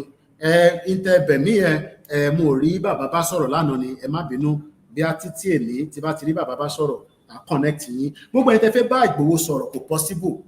It's not likely that everybody will communicate with Ìgbòho. But message tẹ́ bá ní tẹ́ bá ti send it sí mi, I would try my utmost best to communicate with Ìgbòho. Most of them are private, they are not for public consumption. When you communicate, bẹ́ẹ̀ bá Ìgbòho sọ̀rọ̀, àbẹ́ní kankan tẹ́ fi gbà lọ́wọ́ ẹ̀, àbẹ́ní kankan tẹ́ fi advice ẹ̀, which a lot of you are doing, mo communicate messages sí olóyè. Now, let's go straight to it. 29th August 2025, day 79. Bẹ́ẹ̀ ni, ó ń lọ wẹ́rẹ́wẹ́. Ṣé rí pé ńgbà tá bẹ̀rẹ̀, ẹ jẹ́ mú lọ bẹ́ẹ̀. Àwọn kan ní ṣé bá ṣe máa ṣe lélẹ̀, ṣé rí pé ó ń yàtọ̀ síra wọn. Day 79 of the movement láwà adúpẹ́ lọ́wọ́ gbogbo àwọn elétò 29th of August. This is Koikimedia bringing the world closer to our doorstep. A bẹ̀rẹ̀ láti ọ̀dọ̀ kábíyèsí tí a kọ́kọ́ dọ́dọ̀ wọn ìyẹn ní on the 22nd of July 2025. A lọ sí ọ̀dọ̀ bàbá wa ní day 34 of the Yoruba Nation campaign. Ọ̀dọ̀ bàbá wa kábíyèsí is Imperial Majesty Aláàfin of Ọ̀yọ́ Ọba Abímbọ́lá Akeem Ọ̀wọ́adé tí mo ṣe kábíyèsí o, the 46th Aláàfin of Ọ̀yọ́. That was our first outing. The second outing took us to Ògbómọ̀ṣọ́ the same day, the 22nd of July 2025. Adọ́dọ̀ bàbá wa His Royal Majesty the Olúgbọ́n of Orílẹ̀-Ègbọ́n, bàbá wa Ọba Francis Olúṣọlá Àlàó tí mo ṣe kábíyèsí o. That also happened the same day we traveled to Ọ̀yọ́. We had a short of break in between. On the 13th of August, we took out again, and that took us straight to Aláké of Ẹ̀gbáland ní Abẹ́òkúta. His Royal Majesty Ọba Dr. Adédọ̀tun Àrẹ̀mú Gbádébọ̀ III, mo ṣe kábíyèsí o. On the next day, which was another few days after that, 17th of August, took us to Ìbàràpá Méjèèjì, a fantastic outing. We love it. We appreciate everyone that attended that particular outing. Àkọ́kọ́ dọ́dọ̀ bàbá wa Elérúwà of Èrúwà, His Royal Majesty Ọba Samuel Adébáyọ̀ Adégbọ́lá tí mo ṣe kábíyèsí o fún bàbá wa ìyẹn ọba wa Elérúwà of Èrúwà. That same day, it was a very close, tight one within Ìbàràpá. Agbéra a lọ sí ọ̀dọ̀ bàbá wa Olú of Igbóọrà, bàbá dáadáa kábíyèsí ní Ìbàràpá Central, ìyẹn ní ìlú Ọ̀yọ́. His Royal Majesty Ọba Jimoh Ọlájídé Títílóyè, mo ní kábíyèsí o, bàbá dáadáa, wọ́n gbà wá lálejò. Níjọ́ kan náà yẹn náà ní 17th of August 2025, adé ọ̀dọ̀ bàbá wa Onídèrè of Ìdèrè land. Lóòótọ́ àbá kábíyèsí, èmi náà ti láǹfààní àti ní nọ́mbà ìyálóde, wọ́n tí ní kí wọ́n ra lẹ̀, bọ̀ ìyálóde mo fi tọ̀wọ̀tọ̀ mo fi kí yín o ní gbogbo ìgbà ìbá máa kí kábíyèsí. His Royal Majesty Ọba Reverend Kingsley Adérọjú Oyèlámì Oníkọ́lá JP Olúbìtú, ìyẹn ní on the 17th. Ní that same 17 yẹn, a tún tẹkọ̀ sọ́nà adé ọ̀dọ̀ bàbá wa His Royal Majesty kábíyèsí o Ọba Alhaji Abdulrafiu Adéníyì Ọláníyì Àríwọ̀ọ́lá Àkótù, ìyẹn Asígangan of Ìgangan Kingdom, mo ní kábíyèsí o. Agbéra láti bẹ̀ adọ́dọ̀ àwọn bàbá dáadáa, àwọn bàbá lálùbáríkà. Mo like àwọn mountain tí mo rí ibi tá a gbà wọlé yẹn, gbogbo bẹ̀rẹ̀ lẹ́ẹ̀ kó busy, kó jẹ́ hospitality, kí iná wà, kí títì wà, ìyẹn kábíyèsí ti Ayétẹ̀land adébẹ̀ ní His Royal Majesty Ọba Emmanuel Ewo Ọlá Boria Bùnmi Aremu I, Aṣíwọ̀ of Ayétẹ̀land, mo kí yín o, mo ní kábíyèsí o.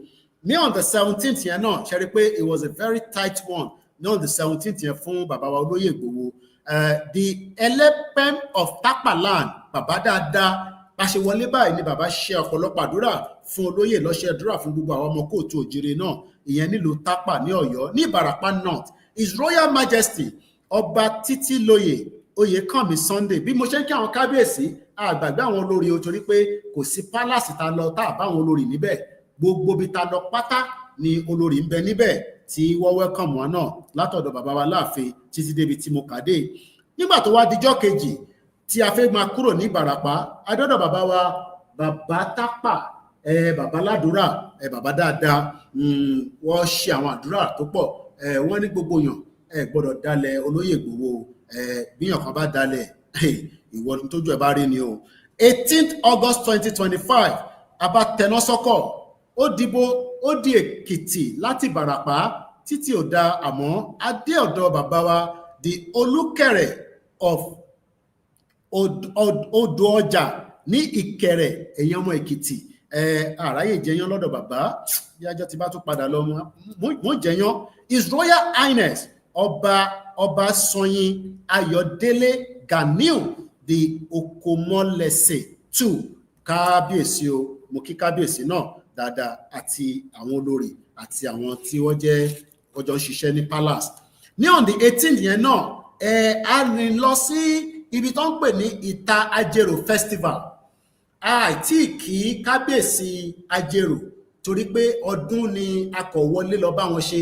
Bẹ́ẹ̀ bá rántí pé bá ṣe wọlé náà ni gbogbo ariwo ta lọ pé Ìgbòho dé. Kódà bàbá wa Ọọ̀ni fi sọ̀rọ̀, à sọ̀rọ̀ débẹ̀ nígbà tá a bá dọ̀dọ̀ ti bàbá wa Ọọ̀ni, a rí pé gbogbo ẹ ṣe wìtìwìtì, ìyẹn ní Ìta Ajérò Festival 2025. Níbẹ̀ ni a ti rí bàbá wa Ajérò àti bàbá wa Ọọ̀ni, bọ́tẹ̀ a sì tún máa sọ̀rọ̀ lé ibi tó kù. On the 18th yẹn, a bá tún tẹ̀ náà sọ́kọ̀ díẹ̀, kò jìnnà síra wọn. A tẹ̀lé convoy bàbá wa Olúpòtì of Ìpòtì Kingdom, bàbá dáadáa, bàbá lálùbáríkà. Mo ní bàbá, mo dúpẹ́ pé mo láǹfààní láti tún ṣe interview ráńpẹ́ díẹ̀ fún yín tí ẹ dẹ̀ gbà mí láyè tẹ́ ẹ sọ pé ta ni Koikimedia, ẹ ṣé gan ni tí ẹ gbà wá ní àlejò. Ní Ìjẹ̀rò local government, His Royal Majesty Ọba Kọ́ládé James Ọládipúpọ̀, mo sọ pé kábíyèsí o, mo kí kábíyèsí. Ìjọ́ kejì ni kábíyèsí tún ṣe Yam Festival náà, mo kí kábíyèsí dáadáa. Nígbà tó wá dijọ́ kejì, Asun Èkìtì, mo kí bàbá lẹ́kìtì, mo kí Akọgun, mo kí gbogbo ẹ̀yin tí ẹ gbà wá lálejò sínú ìlú Èkìtì, tí ẹ fi àbò yín tí ẹ fi bò wá, ẹ fún wa lóúnjẹ, ẹ fún wa lómi. Mo kí àwọn ìyàwó Akọgun, kódà mo fẹ́ lérò pé London ni mo wà. Àdúpẹ́ fọ́lọ́run, kódà mo ń wo gbogbo ẹ̀ báyìí àbí London ni mo tún wà ní mo kí ẹ dáadáa lẹ́ẹ̀kan sí i mo lọ bẹ́ẹ̀ nígbà tó di on the 19th a bá gbéra láti Èkìtì Àtẹ̀násọ́kọ̀ ó dìbò ó di Olúbàkà of Ọ̀kàland lọ́dọ̀ àwọn ọmọ Olúkà lókè lọ́hùn ìyẹn ní the Palace of Olúbàkà of Ọ̀kà Kingdom Àkókó local government ìyẹn His Royal Majesty Ọba Dr. Yusuf Adébórí Adélẹ́yẹ OON kábíyèsí o kábíyèsí ti wà lórí oyè ó tọ́jọ́ mélòó kan nísìn 1988 16th of April ni kábíyèsí ti wà lórí oyè mo kí kábíyèsí o olóyè ọmọ Adéyẹmọ ló ní kí máa kí gbogbo yín o that same 19 adé palace yìí inú mi dùn orí mi wú nígbà tí mo rí tradition bó ṣe ń ṣe bó ṣe jẹ́ kó ṣe ní gbogbo ibi tí wọ́n náà ti ń lò látàyé tí ayé gbọ́n kó tó di pa àwọn òyìnbó amúnisìn tó fi da gbogbo ẹ̀rú mọ́ wa lọ́wọ́ ìyẹn náà on the 19th of August Àtẹ̀násọ́kọ̀ ó di ọ̀dọ̀ bàbá wa the Ọlọ́wọ̀ of Ọ̀wọ̀ ìyẹn nílùú Àkúrẹ́ níbẹ̀ His Royal Majesty Ọba Dr. Ajíbádé Gbádégẹṣin Ògúnnóyè 3 ìyẹn ní on the 19th of August a sinmi díẹ̀ fún ọjọ́ mélòó kan torí pé ìrìn àjò tá tó wá fẹ́ rìn yẹn ìrìn àjò náà tó tún lẹ́mí díẹ̀ ni ìyẹn ló wá di on the 23rd of August 2025 Àtẹ̀násọ́kọ̀ ó di Ilé Ifẹ̀ lọ́dọ̀ bàbá wa kábíyèsí o the Ọọ̀ni of Ifẹ̀ His Imperial Majesty Ọba Adéyẹyè Ẹnìtàn Ògúnwùsì Ọ̀jájá II mo ní kábíyèsí o kábíyèsí gbà wá lálejò ìyẹn ní on the 23rd of August 2025 gbogbo wa náà ni a rí gbogbo oríṣiríṣi ayẹyẹ tó ṣẹlẹ̀ níbẹ̀ ni kábíyèsí ti ní Koikimedia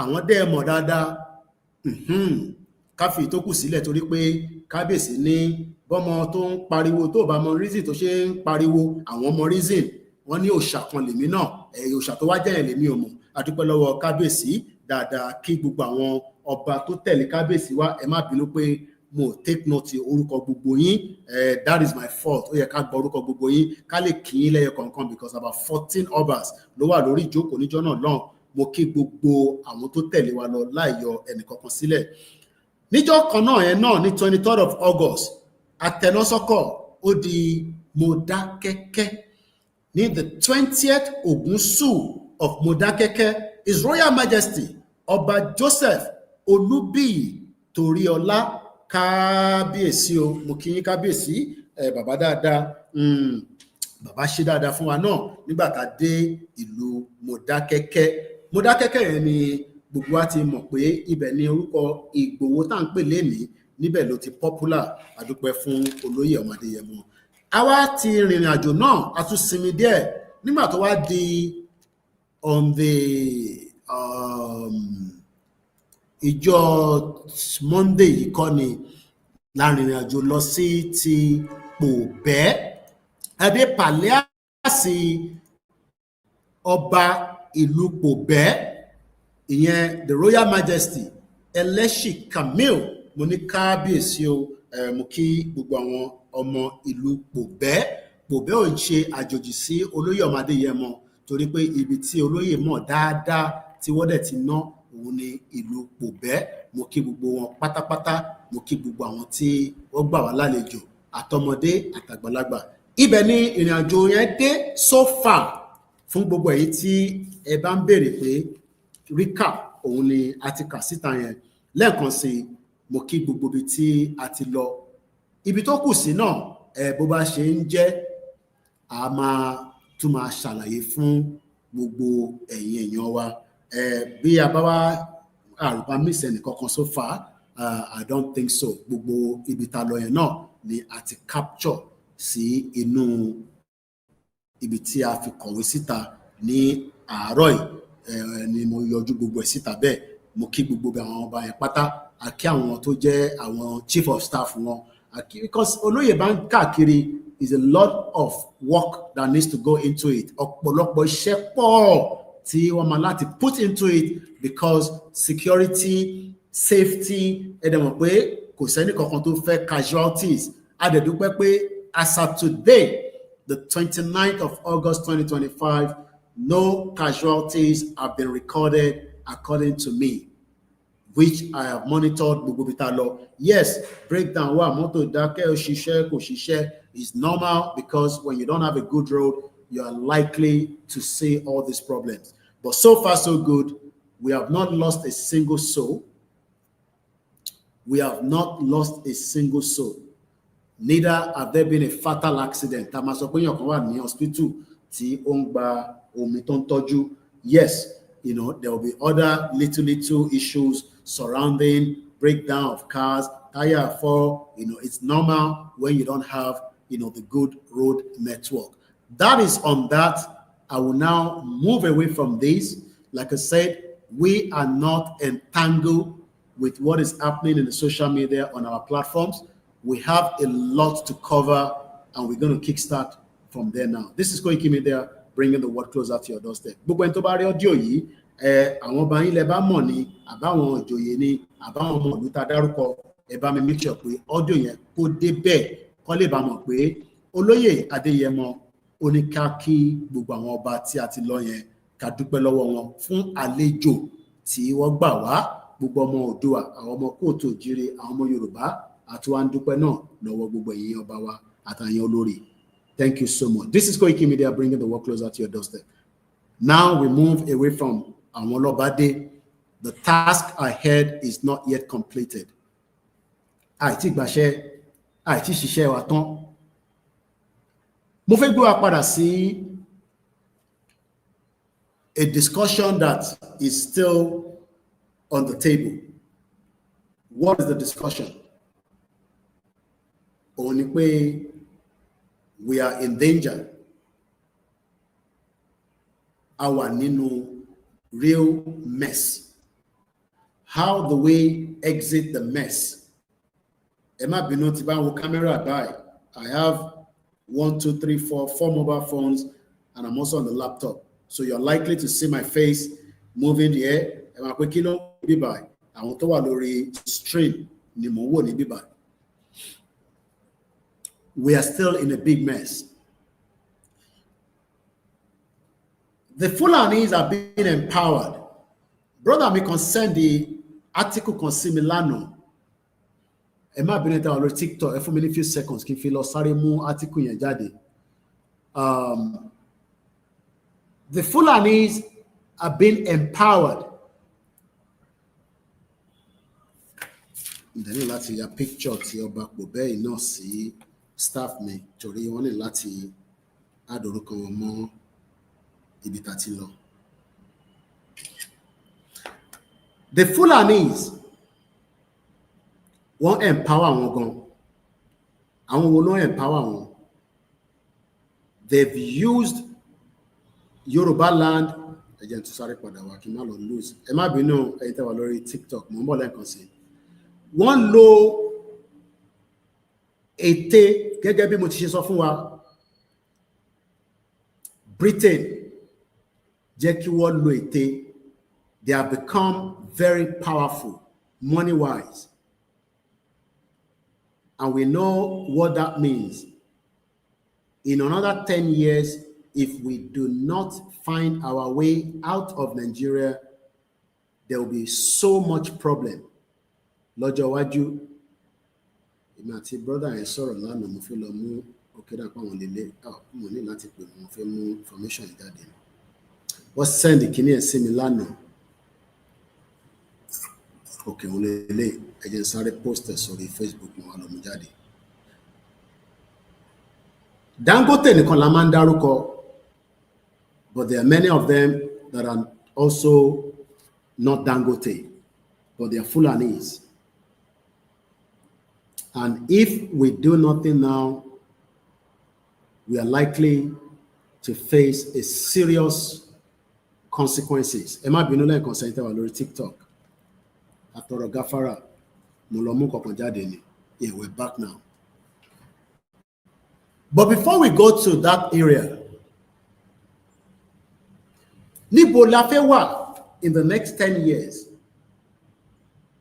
Where do you think we should be from now to the next 10 years?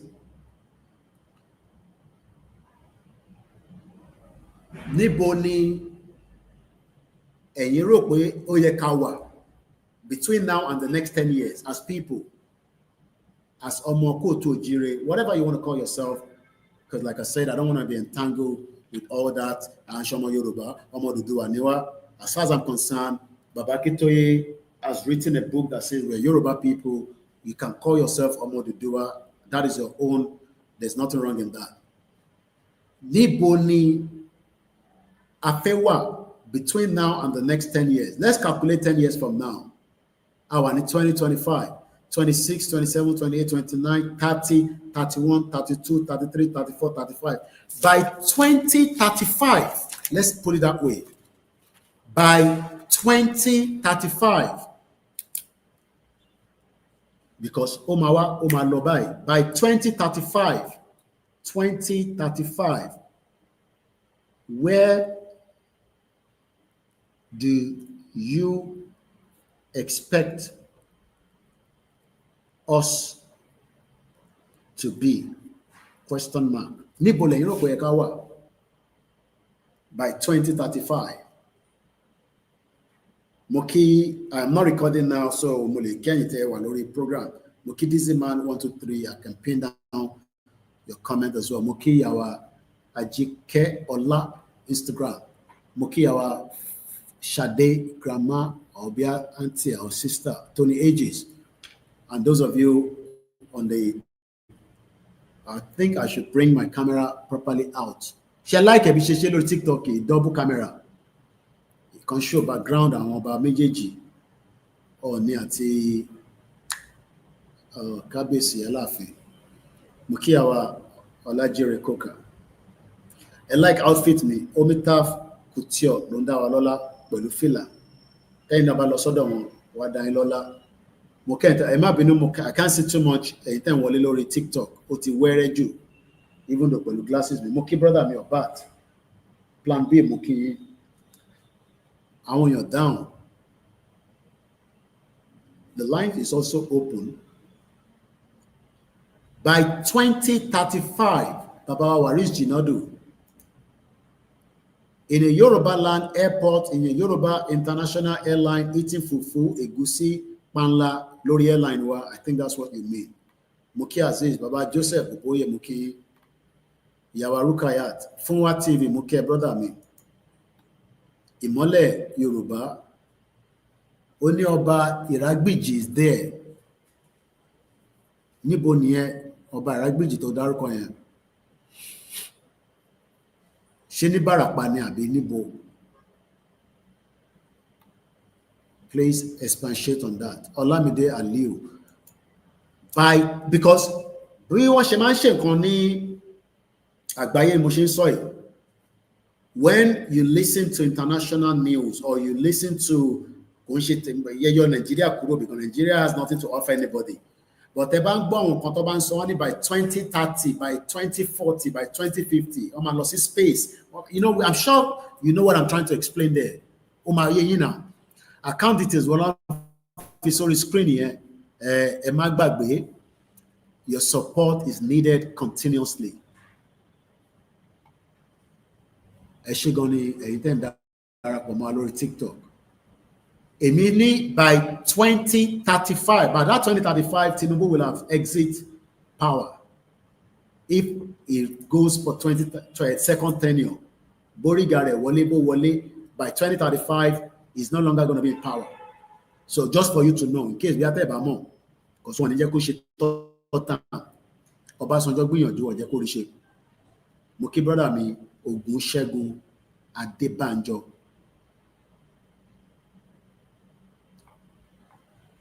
Kò sẹ́ni tó mọ̀. Ṣé àláwọn ọ̀jọ̀gbọ́n lórí program ni? So by 2035, you don't know where we should be. Where do you expect us to be?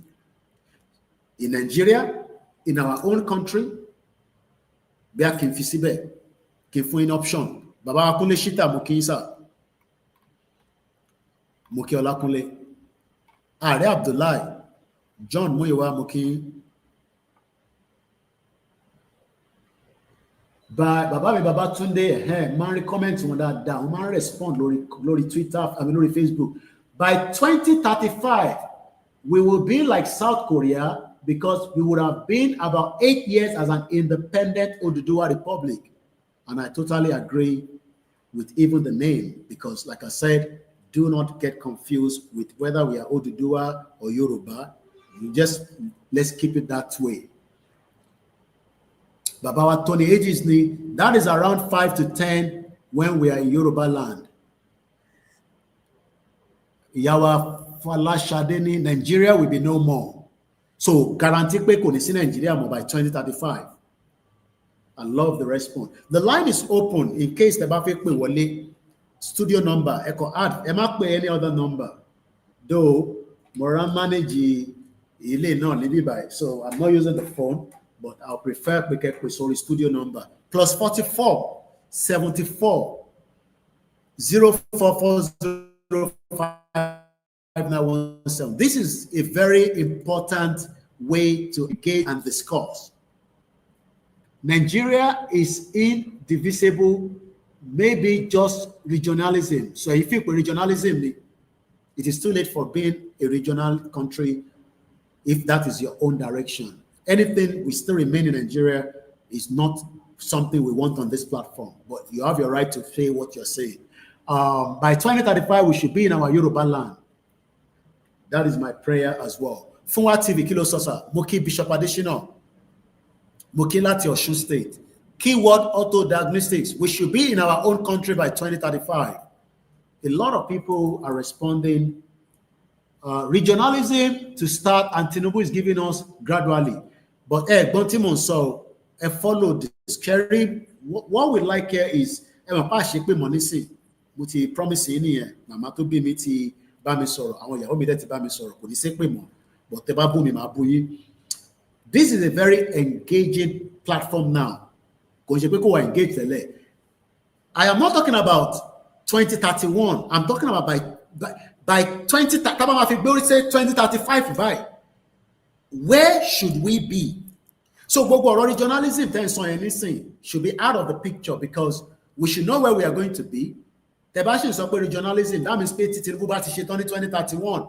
As in our regional, our country sọ pé tabati wà ní country wa 8 years would be a way to have start our life and start building, Pastor Emmanuel Mukeyi. In 2035, Yoruba nation will be like China. Okay. Funwa TV sọ pé by 2035, we will surely be in a Yoruba Oodua country, and then we will be speaking our Yoruba language. Edewala mama so. I mean, about English, Edewala mama so. As number one official language. Mukeyi, greetings to all the elders here. One on King Google in Agbalagba. We struggle láti comment. Bí a torí background tí mò ń lò yìí, bí a kì your background yẹn kúrò, mo struggle gan láti ka àwọn comment. Àti rójú àwọn ọba wa. So let me kí your dual camera yẹn kúrò. Bring my camera back. Bá mo ṣe máa wá yọ eléyìí nísìn. Mo àti dá wàhálà lẹ̀ báyìí. TikTok yìí, mo fẹ́ yọ dual camera yẹn. How do I remove the dual camera? You know the movie soon. Okay. I think I can see now better. Dots here, okay. I hear mo share comments and that see. Everyone, greetings and respect. Okay. Okay. Kí ni nǹkan tá máa ṣe láti fi achieve 2035 objective yìí? There is another question jáde nínú ẹ̀ nísìn. Àti gbọ́ different verses of different version of where do you expect níbo lẹ ká wà? Àwọn bàbá wa kan ní 8 years bàbá ti wà ní independent country wa, but miracle can happen before then. Okay, you believe in so much miracle. Mo kí ẹ brother mi Abiodun George gbòógì sọ̀rọ̀sọ̀rọ̀ Unisu Olatunji mo kí yín sà. Audio tá ṣe ó máa jáde láìpẹ́ yìí. àwọn staff wa náà bẹ̀rẹ̀ sí spread ẹ̀ káàkiri àti kí àwọn ọba síwájú àti padà sórí program báyìí. Ṣé à ń ṣiṣẹ́ tọ agenda 2035 gbogbo wa? Whatever your belief in the movement or you don't believe in the movement, ṣé à ń ṣiṣẹ́ tọ to achieve that? Because 2035, how many years la pé? Ta ló rántí? How many years la pé? I'm a Cameroonian born in Ibadan, but I believe in Yoruba nation. Wow. So I can ṣọmọ Yoruba, but I believe in Yoruba nation. Ọmọ Cameroon nìyí. Ẹ ṣọ́ ọ̀pẹ ti ṣe heritage lineage, ó ṣe pé ọmọ Yoruba nìyí o. 10 years àbí? Ẹ ṣé gan ni bàbá Oríyọmí, kò ṣe Oríyọmí Hamzato, another Oríyọmí. Wọ́n ní 10 years. Okay, ó yàn pé yàn kan fi bá wa sọ̀rọ̀ lórí Twitter space. Rotimi, ẹ jẹ́ ká gbọ́n tó fi wá sọ. Continue together to go live. Dual camera will be turned off. Ká kó turn it off náà ni mo wá látẹ̀kùn jàre. Bàbá wa Jídé, if by grace we got our Oòduà nation, definitely there will be a working system in place for everyone to follow and obey the rule of law. Then gradually and steadily we shall grow. Ẹgbọ́n sókè ní kíákíá torí àsìkò.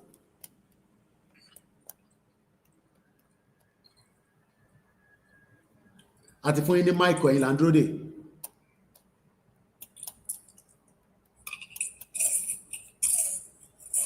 Mr. Rotimi, àti fún yín ní mic is like pẹ̀ tó ń rìn kúrò níbi tẹ́wà à ń gbọ́ yẹ̀pẹ̀ tó ń dún sálẹ̀ ẹgbọ́n sókè sà.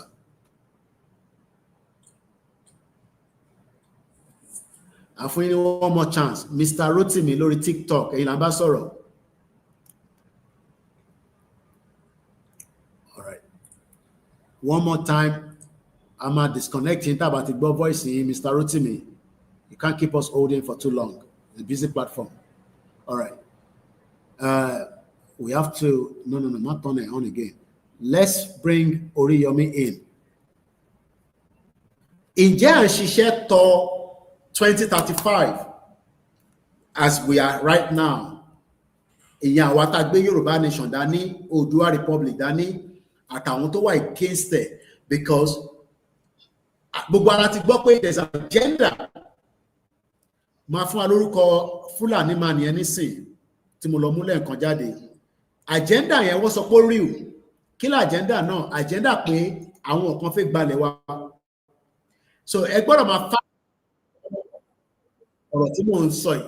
Wọ́n parákùnrin náà ní wọ́n ní Muzan Maria Wani máa fi wọ́n wà lórí YouTube.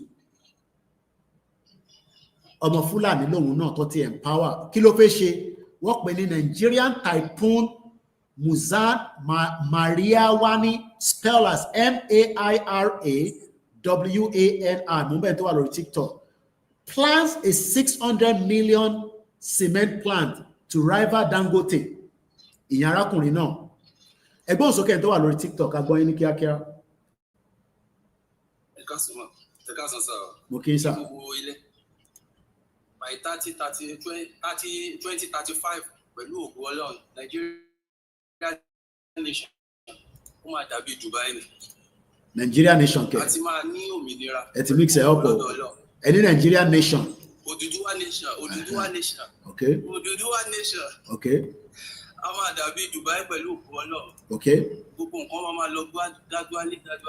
Okay. Bọ̀ ẹ jọ̀ọ́ pẹ̀lú gbogbo àwọn ọba lọ́ba tẹ́ ń pè lẹ́ẹ̀kan. Ẹ jọ̀ọ́ torí Ọlọ́run, ẹ má ṣe gbàgbé Ọ̀ràngún Léèlá, orí ni bàbá yẹn kò gbọ́dọ̀ dí o. Àwọn tó ń tó ètò wa tó gbogbo tó ẹ̀kọ́ tó, so I'm sure gbogbo ibi tí ẹ kí olóyè lọ wá tó, but ẹ̀yin gbàtẹ́ ti sọ yìí náà, I take note of it. Ẹ dákun. Ọ̀ràngún lọ ọba àgbà ní nílẹ̀ Yorùbá. Ìyẹn ọba náà, Ọ̀ràngún àbí. Ìyẹn náà kò gbàgbé láti fi kún. Ọ̀ràngún Iléèlá. Níbo làwọn wà? Number 1 ọba ni. Ìlá Ọ̀ràngún ní l'Ọ́ṣun state. Oh, okay, okay, àdúgbò bàbá Ìlá Ọ̀ràngún ti máa ń sọ bàbá pásítọ̀ mi kan. Mr. Akande. Okay, ọ̀dà. Àsọ fáwọn tó ń tó ètò yẹn. Olùtàfà Balógun náà dẹ̀ ni. Ọ̀dà. Àwọn gangan ló ní Odùduwà. Okay, all right. I mentioned if I want to it, so I'm Mobashima. Thank you very much. Money ìbéèrè tí mo béèrè mo kí AY Texas níbo ni a gbọ́dọ̀ ti wà by 2035. Surely 2035 can be a long time. Even 2027 is like a long time, Abi. Àti wà ní September, as far as I'm concerned, August ìtàn. Àti mú September báyìí. Ẹ jẹ́ ká kọ́kọ́ ka arákùnrin. Agenda yẹn à ń sọ fún apóríù. Agenda Fúlàní. Kò ń ṣe gbogbo wọn ló máa lò bọn láti fi bá wa jà. A lot of us think that most of them will use gun láti fi bá wa jà.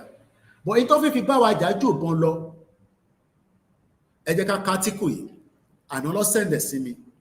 Mo rò pé mo mọ orúkọ bọ̀bọ́ yìí rí. Mo tẹ̀ rò pé mo bá òun pàdé rí. Bẹ́yìn kan tí wá bá pàdé rí o. I have never met him or know him. Wọ́n pè ní Nigerian tycoon. Lákọ̀ọ́kọ́, àná tó sẹ́ndẹ̀ sí mi. I've not done any Google search or anything around his name. So I will just do that while we are here right now. Trying to see if we can find anything about him. Just to see a background of who this person is. Because picture tó lò yẹn, gbígbà tó yẹ pé, okay, ó sọ̀rọ̀ lórí This Day newspaper ní 15th of September 2024.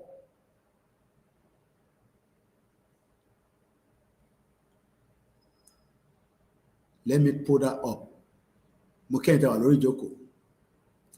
The Fulanis are planting a lot and they are preparing a lot on the ground. We mention Dangote all the time. But when I saw this person, Momorabiu, so I want to tell you, tó ń ṣe Dangote náà tún wà. Now, let's go with this article. Ó dà pé picture gangan lélẹ̀. Kò mọ̀ reason tó ṣe lo picture ilé tó lò yìí. Ẹ jẹ́ ká kọ́kọ́ lọ sí This Day, ká wá padà wá sí bíbáyìí. Wọ́n ní 83 people are watching, only 35 thumbs up. It's not helping the platform. Tell about thumbs up. Adewale ní 10 years of independent Oduduwa sovereign state is going to be a great achievement, and surely all the debt will come back alive. That means Peter Bafe experienced in 10 years here. I got to exit Nigeria before 2027. Taba calculated, láti sí 10 years. But Taba exit in Nigeria, we don't even know what might happen in the 4 years up to 2031. Kamai to us another 4 years of 2035. Or the 8 years. 2031, the tenure of Tinubu might expire officially. Whatever is going to happen between now and then, Obeledumari nìkan ló mọ̀. Àwọn kan lè rí the spiritual realm. Àwọn kan lè sọ pé nǹkan báyìí ló máa ṣẹlẹ̀. But àwa tí a mọ̀ tó lè ṣẹlẹ̀, ǹjẹ́ à ń make gbogbo effort yẹn to stop what can be an obstacle, so that kí a má lọ jẹ̀bi. I think somebody is trying to call. Let's see. All right. Ẹ jẹ́ ká gba call tó ń bọ̀ ẹ̀. Hello, caller. Mo ti gbé ẹgbọ́n sókè. Gbọ́n sókè, brother mi. Mo kí ẹ. Mo ti rí nọ́mbà ẹ̀. Okay. By 2020, agbára Ọlọ́run àti àwọn alálẹ̀ Oòduà. Nínú ilẹ̀ Yorùbá orílẹ̀-èdè Yorùbá ṣọ̀ǹgá máa wà. Okay. By 2025, by 2035 yẹn, system wa ti máa ṣiṣẹ́ bíi ti Amẹ́ríkà tó jẹ́ pé ilé ìwé máa ti dìrọ̀rùn, school dìrọ̀rùn, education máa dìrọ̀rùn fún gbogbo ọmọ wa. Okay. Free medical care máa ti wà. Àwọn ọ̀nà wa máa ti wà. Iná ilẹ̀ Yorùbá ò ní ṣẹ́jú mọ́. Okay. Àti àmàdé standard electric lights. Okay. So by then, ètò tí America ń ṣe fún àti Europe tó máa ń ṣe fún àwọn elderly people like over 70, over 90 tó jẹ́ pé ó ní owó tó máa ń fún wọn every month. Irú gbogbo nǹkan bẹ́ẹ̀ yẹn máa ti wà ní ilẹ̀ Yorùbá wa. Okay.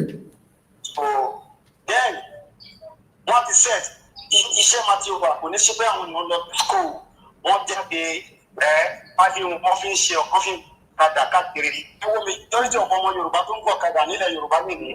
Majority are graduate. Wọ́n ṣe ẹ̀kọ́ at times tẹ́lẹ̀ bá ń ṣe program máa ń sọ pé ọ̀pọ̀ nípa wa tó ń ṣẹ́ lè ní ká mọ̀ pé privilege la ní. Àwọn ọmọ wà tó lọ school jẹ́ pé certificate tó wà lọ́wọ́ wọn ju tiwa lọ wọn ní opportunity privilege àti ríṣẹ́. At the end of the day wọ́n lọ máa ṣe labour báwọn bricklayer kó yẹ̀pẹ̀ Pakistan ti ṣe ọ̀kadà. Mainly because Nigeria is a failed country. Okay. And Nigeria is not even a country. Okay. So, like Nigeria is just a mere geographical region. Okay. All right. So that means by 2035, by prayer, yes, which is what you first said. That is my prayer as well. Ìgbésẹ̀ wo la máa gbé láti fi get this part of this 2035, because Kabama started 2035 process and not Latin gave a lot in the last 5 years to now be able to achieve that 2035. At what point of the bearing line Lafi achieve it? Because I need how many years? Lati sometimes sorry, Lati fi possible. Say 4 years need that means pay by 2031 need. Say by ending Nigeria before 2027. Qualitative fi achieve àwọn intersoy àwọn tó lọ sí school kó lè rí iṣẹ́ medical healthcare ká lè lo èdè wa máa fi sọ̀rọ̀, but kí ni ìgbésẹ̀ tá máa gbé to make sure that we can achieve the 2035 objective?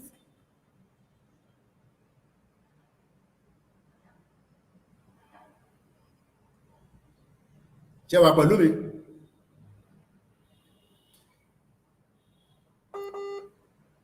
Network.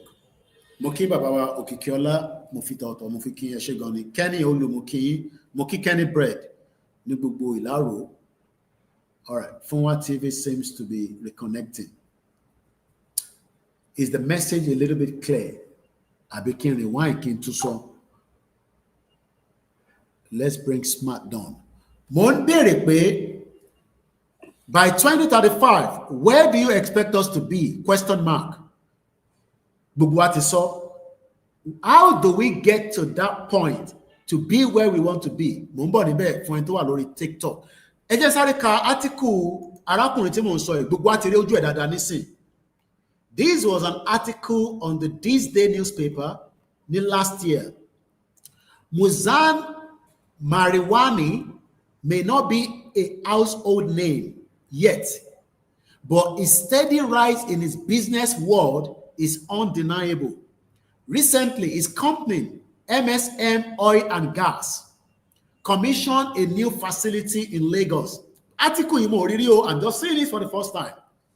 With this move, Mariwani has unintentionally proved that his influence is growing in the oil and gas sector in Nigeria. The new facility in Lagos is a significant achievement for both Mariwani and MSM Oil and Gas, among other things. It signals the company's commitment to unlocking Nigeria's hydrocarbon potential. It also validates what informed young people of being saying that Mariwani is all about partnership, recognizing them as a driving force behind his business success, believing that no venture can thrive without collaboration. He was born in Kano. Mariwani's path to success has been marked by hard work. Hard work, strategic thinking. We are strategic thinkers. Okay. His education in Nigeria and abroad O rò pé wọ́n nìkan ló ń kàwé labroad, àwọn náà ti ń kàwé labroad, particularly at Middlesex University. Tèmi náà láǹfààní àti gbé ní UK tí mo rí owó fi lọ sí iléèwé torí international fee, òun láǹfààní àti kà á. Okay. Has apparently equipped him with diverse insight with interesting spanning oil and gas, agriculture, haulage. Mairani has shown a knack for succeeding across sectors. The Lagos facility is not his first notable move. Not too long ago, MSN Global Investment, another venture of his, opened an industrial veterinary producing tarpaulin for commercial and promotional use. What the account Oloyoma Adeyemo kò rí business ṣe àbí kò bẹ́yìn nù náà ṣùgbọ́n ọmọ Fúlàní ti produce the business kí ló lóye fi máa produce the business fún wa fún wọ́n pa bóròdé mo kàn rán wa létí ní àwọn nǹkan tá ti gbàgbé no problem. This is enough evidence that Mairani is versatile and has the ambition to establish a broad business empire lórí ilẹ̀ wa ní Southwest. Despite his achievement, Mairani remains somewhat under the radar. Ta ló kówó fún? Báwo ló ṣe operate? Ibo ló ti rí owó yẹn tó fi operate? Compared to bigger industry names, just when this was sent to me, mo láti máa bèrè pé ta lélẹ́yìí. I never know him before. All of a sudden now, à ń rí more Fulani becoming more powerful. Àwọn eléyìí ṣe àwọn tó ń gbé bọn industry àwọn eléyìí create àbí wọ́n ṣàn fún wa níṣẹ́. I'm sure some of you will say so. Yet his track record shows that he is not to be underestimated. Take note of that word. A gbọ́dọ̀ underestimate ọmọ Fúlàní. Ó ṣeéṣe kó máa sọ pé òun ló máa yan ọba fún wa láìpẹ́. Ó ṣeéṣe kó sọ pé òun ló máa yan governor fún wa láìpẹ́ ní Lagos State. Ó máa dé stage yẹn. Ó máa dé stage yẹn tí a bá takú tí ta fẹ́ gbà nísìn. Especially most of us that are trying, but our effort seems to be diverted with flimsy things that is happening surrounding us. I am not saying that they are not, important, but the bigger picture is building on the ground, and we need to stop it. And the only way that will stop anyway, we become a full independent, control who we are. To bá fẹ́ set up business ọ̀dọ̀ wa, Amazon ní business ní UK nígbà kan fẹ́ yọ lẹ́nu ó náà máa pull gbogbo resources òun àti UK government jókòó wọ́n jọ tún sọ padà. Trump reason tó ṣe ń fún wọn ní high tariff. How many people know the reason why? Let me leave it for that. Ṣé kí n kàdélẹ̀ tán àbí tí mo kà yẹn ṣó ó yé yín? Mo mọ̀ pé òyìnbó ni mo fi kà kò yé yín ṣé àyàn gbé fún ẹ bí ààrẹ tó máa bá wa túmọ̀ ẹ̀. We are playing with our lives. Pẹ̀lú àwọn Fúlàní. How do you want to compete with them when they are dominating every part of the Southwest? Àwọn àti Igbo kò sí yàtọ̀ láàrin wọn. But we need to now think. Let me read it finish so that if it ever fit dá sí níbẹ̀. Despite his achievement, wọ́n ní ó wà under the radar àti ẹ̀bọ̀ rárá. Just like I'm sure pé náà máa ṣe máa gbọ́ àfẹni tó bá follow ẹ̀ tẹ́lẹ̀ ló máa mọ̀. Torí èmi ò gbórúkọ ilé rí àkọ́mọ̀ dárúkọ Dangote refinery. Àṣẹ nìkan wà tóun náà tó ti gbé business tó ju business lọ ó jù sínú Southwest but it's under the radar. Bí a Dangote ló fund ẹ̀ ní underground, who knows? Bí a Babangida ni, bí a Saudi Arabia ni, no problem. Mairani commitment to strategic partnership has been a cornerstone of his rise. Abájọ tó ṣe destroy gbogbo nǹkan tí bàbá Awólọ́wọ̀ ṣe. Àbí? Okay. But this is looking more and more like an advantage as it lets him align with key players, advancing not only MSN goals, but also strengthening Nigeria. About Britain says, worry, by 2075, I will be 94 years old. Nigeria will be a best place. As Mairani continued to expand his ventures, it demonstrated that his impact is far from fleeting. The recent development in Lagos State, solidified his reputation as a businessman on the rise. ìwọ ń struggle mo ń sọ pé ká gbalẹ̀ wa tẹ́lẹ̀ bá tẹ̀ wá fẹ́ dálé iṣẹ́ sílẹ̀ à mọ̀ pé ó fẹ́ wá dálé iṣẹ́ sílẹ̀ ni à mọ̀ bá ṣe fẹ́ treat ẹ̀ as a foreigner but care kàkà kí àjọṣe inú ń bí ẹ sí Koikimedia ara ń tẹ́ pé à ń sọ̀rọ̀ tó máa ṣí ọkàn wa kúrò lára Nàìjíríà àbí. His progress may be quiet. Àfi nísìn tí mo ti expose ẹ̀ nísìn is no longer quiet because mo ti gbé síta fún gbogbo ẹ̀yin ọmọ Oòduà àwọn ọmọ kóòtù òjire àwọn ọmọ ìran ọmọ aládé tá ti ń jẹ gungun a ti ń jẹ gungun má sọ pé à jẹ gungun because I saw people eating bones so far gbogbo ibi tí mo ti lọ. The recent development in Lagos State want to solidify reputation as a businessman. Bí gbogbo àwọn tó kù náà ìkan tẹ ralẹ̀ ọmọ Ìgbò kan mo rí ibi tó ralẹ̀ yẹn sí mo ń wo bí Third Mainland Bridge ni mo ń wo lọ́nkán báyìí mo ń bọ̀ lọ́dọ̀ Smackdown ilẹ̀ yẹn pọ̀ rẹpẹtẹ ta ló tà á fún. His progress may be quiet but it is clear that Mairani is a striking gold. Èmi ló ń bú Ìgbòho ló sọ̀rọ̀ sí sórí pé we can be diverted from the real cause of this program, Gbafegba Country, because the reason why I've been off air in the last few days is not because mo ní nǹkan tí mo fẹ́ wá sọ. I want to come on this desk kí n ṣe ẹ̀mí ẹ̀ kúrò lára Nàìjíríà iṣẹ́ tèmi gbà nìyẹn but ẹ̀mí ẹ̀ wà adamant ó ti stick sí Nàìjíríà torí pé bí adádìẹ ló ní Nàìjíríà ni bí amọ́mí ẹ̀ ló ní Nàìjíríà ni bí ó wà níbẹ̀ nígbà tí Pastor Paul Adéfarasí sọ pé Ọlọ́run kọ́ ló create Ọlọ́run create Nàìjíríà but torí pé tó bá ti pè Nàìjíríà wá ní hallelujah èèyàn kan wọ́n pè ní striking gold ó mọ meaning tán pè ní striking gold. I pity every one of us. Ojú ẹ̀ lẹ́ ń wò yẹn ká fojú ẹ̀ síbẹ̀ ẹ bá gbóhùn sókè Smackdown.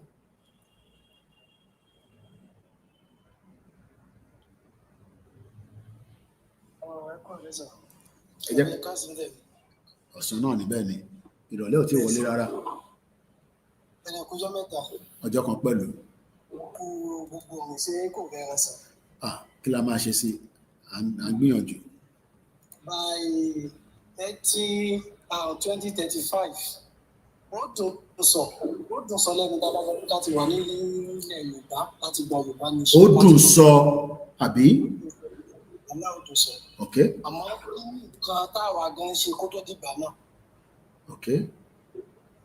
Wọ́n gbé most of our táwa nínú movement yìí kí ẹgbẹ́ ọgbọ́n wa náà láfi bẹ́ẹ̀ ní ẹ̀mí pé ká forí tì ká fi gba ara wa.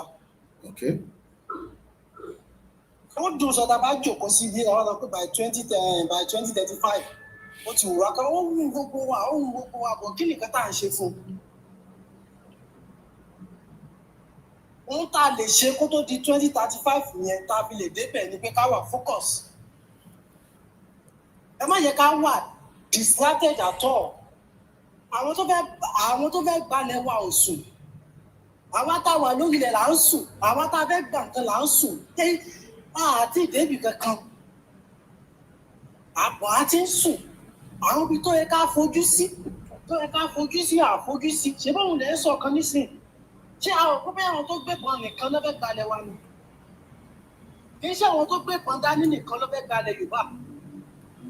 Gbogbo ọ̀nà ló fẹ́ gbà. Adẹ̀ láwọn Yorùbá náà tó ń jáwọn Yorùbá tí wọ́n lówó dání lọ́wọ́ ẹ̀rí àwọn yẹn pè jáde. Àwọn tó jẹ́ ọmọ Yorùbá tí wọ́n lè ní bísínẹ́sì ẹ̀rí wọn pè jáde pé ní ilẹ̀ bàbá yín àjòjì wọ́n fẹ́ máa ṣe bísínẹ́sì níbẹ̀ ẹ̀rí wọn pè jáde. The only thing tá a lè ṣe ni pé ká wà focus. Ká má wà distracted at all. Èmi Ọlámilékan o ilẹ̀ Yorùbá onítọ̀ àtòrí ni bàjẹ́. Yorùbá lè ṣe tá a ń jà fún yìí kò ní àtòrí bàjẹ́. Ká fún movement yìí kọ́ lọ́wọ́ mẹ́rin mi lọ. Ìwọ náà sọ bẹ́ẹ̀ fún ara ẹ̀. Torí tá a bá sọ pé àwọn bàbá wa ti ṣépè ìgbàwọlé ọjà èmi tó bá ń jà ìwọ ni kò fira kó wá gbára ẹ láyè képe ìjà ẹ tó yẹ bá dé ẹ ti ń gbára yín láyè ẹ ti fira yín lẹ̀ fún èpè ó jà yín ni. Yorùbá nation la fẹ́ jà Odùduwà nation la fẹ́ gbà gbogbo tá à ń sọ yìí ẹ jẹ́ ká kúrò ń bẹ̀ mọ́ ká kó kúrò Nàìjíríà mọ́ bóyá Yorùbá nation bóyá Odùduwà nation ìkan náà la máa kọ́ ṣe gbogbo wa náà lájọ ń jìyà papọ̀ ní Nàìjíríà mú náà gbogbo wa lájọ ń jìyà papọ̀ ẹ jẹ́ ká wà focus tá a bá ti wà focus 2035 ní amadélẹ̀ Yorùbá kó tó dìbò àwọn amadélẹ̀ Yorùbá ẹ jẹ́ ká wà focus ká tẹ̀lé gbogbo táwọn leader wa bá ti sọ fún wa ẹ ká tẹ̀lé wọn torí àwọn náà ń darí ẹ̀ ẹ má yẹ̀ wọ́n lọ́wọ́ wò ẹ̀yin kọ́ lẹ̀ ń tò ẹ má yẹ̀ wọ́n lọ́wọ́ wò gbogbo tó bá sọ fún ẹ ká máa sọ ká máa ṣe òun ká máa ṣe ẹ máa rí pé 2035 yẹn a máa ti wà lẹ̀ Yorùbá òun táwọn máa sọ ní báyìí ni pé infrastructure tá a máa ṣe máa develop ilẹ̀ Yorùbá la máa sọ gbà yẹn ẹ kó ètò sá ẹ máa bẹ́ẹ̀ tó lọ. Mo kí gbogbo ẹ̀yin tí àjọ ń jẹ́ ìjà agbára tí a gbé dání Àjàyí la máa jà àjẹmáa délẹ̀ lérí ní àìpẹ́ láì jìnnà. Mo kí gbogbo wa káàkiri gbogbo ibikíbi tí ẹ ti ń gbọ́ wa. Mo ní kò ń ṣe ọ̀nà kan ni Fúlàní fi ń bá wa jà. Example kan ni a rí tí a gbé wá bá wa yìí. Arákùnrin tí à ń sọ̀rọ̀ ẹ̀ yìí tí a mórúkọ ẹ̀ jáde nísìn àti gbọ́ ìtóńtò lẹ́kọ̀ọ́ àti gbọ́ ohun tí wọ́n fẹ́ ṣe àmọ́ kí ni àwa náà fẹ́ gbé ìgbésẹ̀ ní lórí èyí tí ẹ̀ ń wà against pé ká end before 2027 which is the only option ẹni tí Tinubu bá débẹ̀ ní after 2027 á láwọn ìgbésẹ̀ kan tá a máa gbé nobody knows it's just speculations. Everybody is just speculating. Tinubu can tell you he will mú kí bàbá wa Gani Osuraju pé àwọn ìgbésẹ̀ kan wà táwọn máa gbé lórí ìrìn àjò. But why must we wait till after 2027? Àti sọ kò ń ṣe lénìí ẹnu ẹ̀ ní Jagaban bá wa to dissolve the union.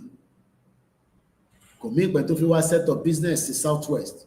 We will stop them and need kó wá set up a lot of business. The reason most of America lẹ́ǹkan, maybe some of us don't know what Trump is talking about. Trump tariff. What is the meaning? Kí ló mean? Gbogbo tí Trump ń sọ̀rọ̀ tariff yìí. What are the tariff? How do they work? Let's go back to the basic, because ẹlòmíràn kò bí àtàbá pín àní báwọn kan ṣe business àníjọ ní cordial relationship kò ní sí policy láàrin wa. A ní ká kọ́kọ́ defend the territory wa náà, which is the number one. Gbogbo òru ló ń defend the territory around the world. Every country defending their territory, because lè expose the territory káwọn ọmọ ìlú ẹ̀ kó gbégbé àlàáfíà. You first need to defend that territory with any, kò bá jẹ́ ìṣẹ̀ṣe la fẹ́ lò ní, kò bá jẹ́ technology ní, manpower ní. We will do everything to defend our territories, because any territory that is left open is going to be in a big mess, and you're not likely to succeed. Prayer kan ló máa fi sọ pé o fẹ́ succeed when your territory is in danger. Ó ń bẹ Jésù, ó ń bẹ Ànábì, ó ń pè ìṣẹ̀ṣe. Your territory is in danger. Àwọn tó pa ní Kwara léni nísìn is because the territory is left open. So when we are here sitting down and we are complaining, we are fẹ́ dá dúró so that we can also secure our territory. Ẹ jẹ́ ká kárí gba ìpè tó tún wọlé bọ̀ yìí ní kíákíá. I go straight to the point. Ẹ ká sàn gbọ́n sà. Ẹ káàbọ̀ sórí kan náà. Àlàáfíà ni sà. àwa nìyẹn àṣẹdùnmọ̀ àmì àwa nìyẹn.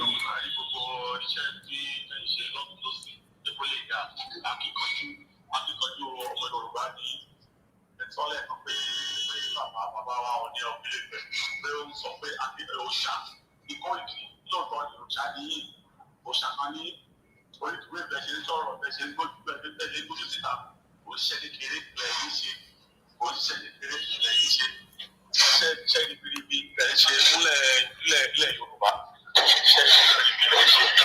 So nípa ti pé bí a dúró di láti bàbá máa fi parí tẹ́nà ẹ̀jẹ̀ bàbá wa Tinubu like èdè ṣe rí ni wípé àní kan ṣe ẹ̀ẹ́dá àkàwọn fẹ̀mí ara wa àkànfi wéwu fún àwọn àkókò tá a wà yìí ẹ̀ẹ́dá tá a bá sọ pé a fẹ́ dúró de àwọn politician láti ṣe láti gbé ìgbésẹ̀ táwa fẹ́ gbé it's like bẹ́ẹ̀ ni pé àtẹ̀wé àìmọ̀ àtẹ̀léwé àláìbá wa.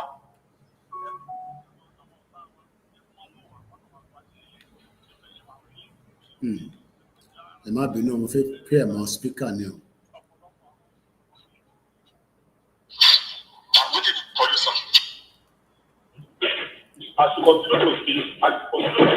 Ẹ má sọ̀rọ̀ lọ, à ń gbọ́ yín. Ẹ má sọ̀rọ̀ lọ, à ń gbọ́ yín. Ẹ má sọ̀rọ̀ lọ sà. Ẹ má sọ̀rọ̀ lọ, à ń gbọ́ yín. Ẹ má sọ̀rọ̀ lọ sẹ́ẹ̀, a connect ẹ̀ mọ́ spíkà ni, ó lè bá clear dáadáa. Ẹ à ń sọ̀rọ̀, ẹ má sọ̀rọ̀ lọ. Okay, this side. Oh, look at our road now. Don't have a good road to Yoruba land. No good road, no security, no food. Oko ṣe lọ. Kò sí oúnjẹ ní ìdúgbò wọn ti ká. Owó mọ́tò kan fún wọn, mọ́tò láti jẹ àárín Lagos to Lagos. Wọ́n ti small food. Ẹ wo fún ẹ bàbá wa ọ̀dà bàbá wa ọ̀dà kan ṣe. Ọ̀rọ̀ nígbà tó ṣe ta nìyí láti ó ti 2027. Ìgbà ìdáná àwọn àtàwọn wo pé àwọn ẹgbẹ́ ìwọ̀n ní ìdáná ṣe ọkàn pariwo.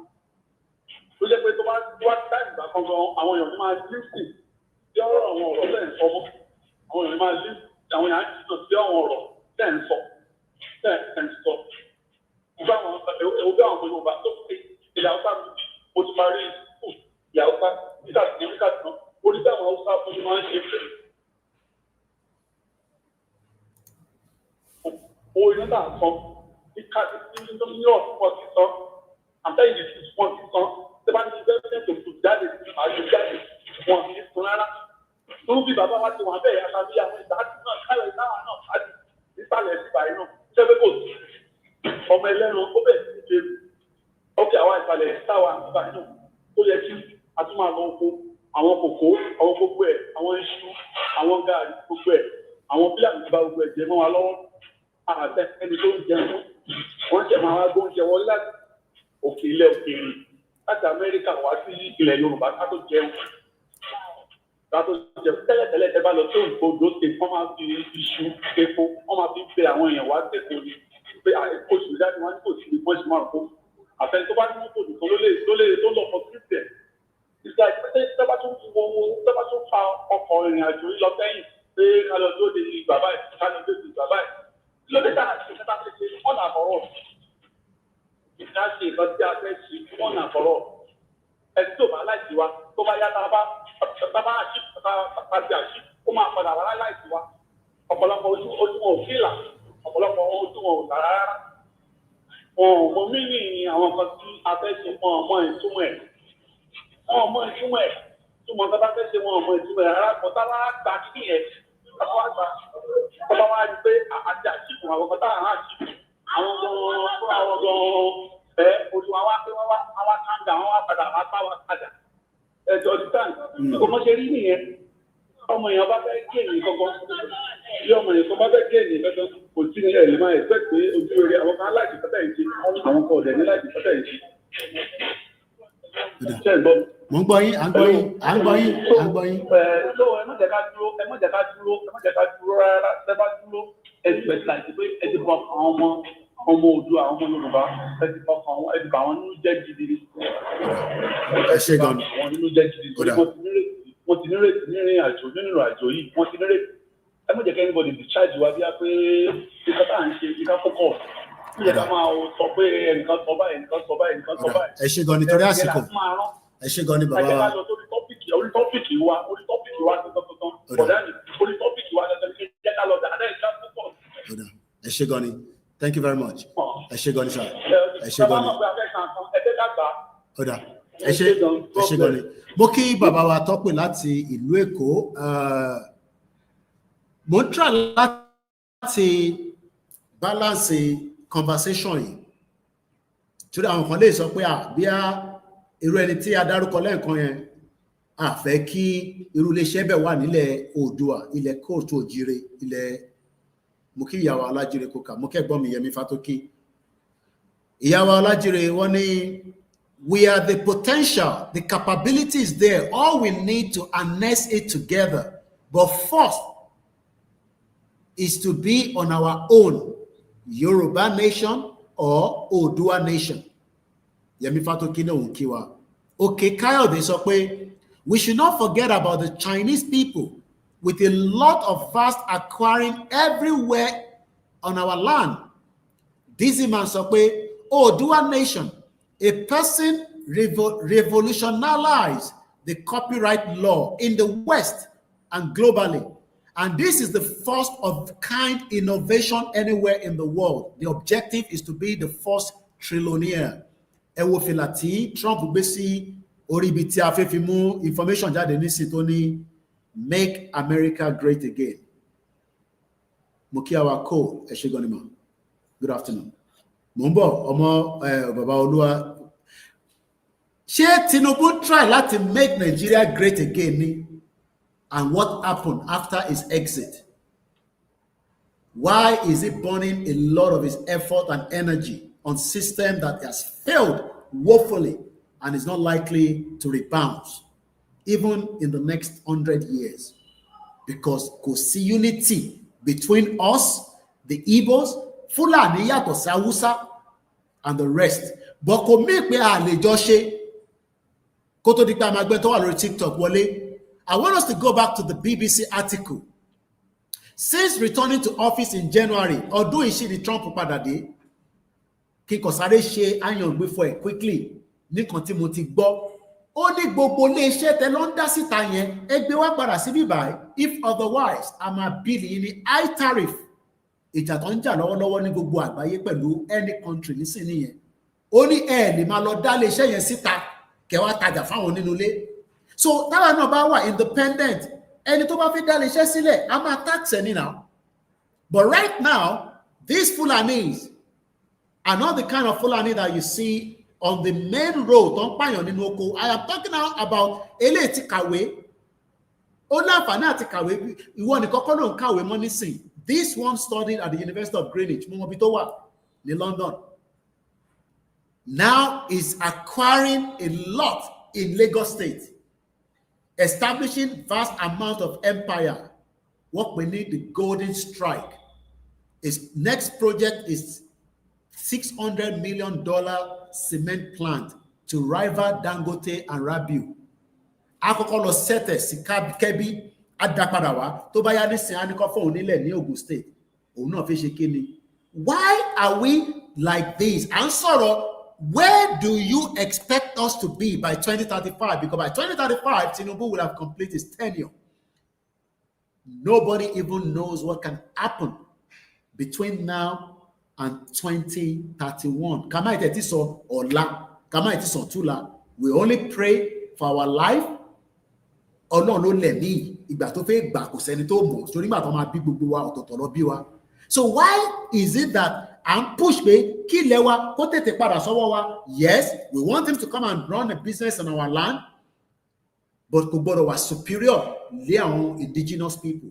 Because what America is doing right now is make America great. America doesn't care about any other indigenous people. It doesn't matter who you are. Àìmọye àwọn tó ní green card ní sí tó lè jáde l'America. Kò ṣeré o.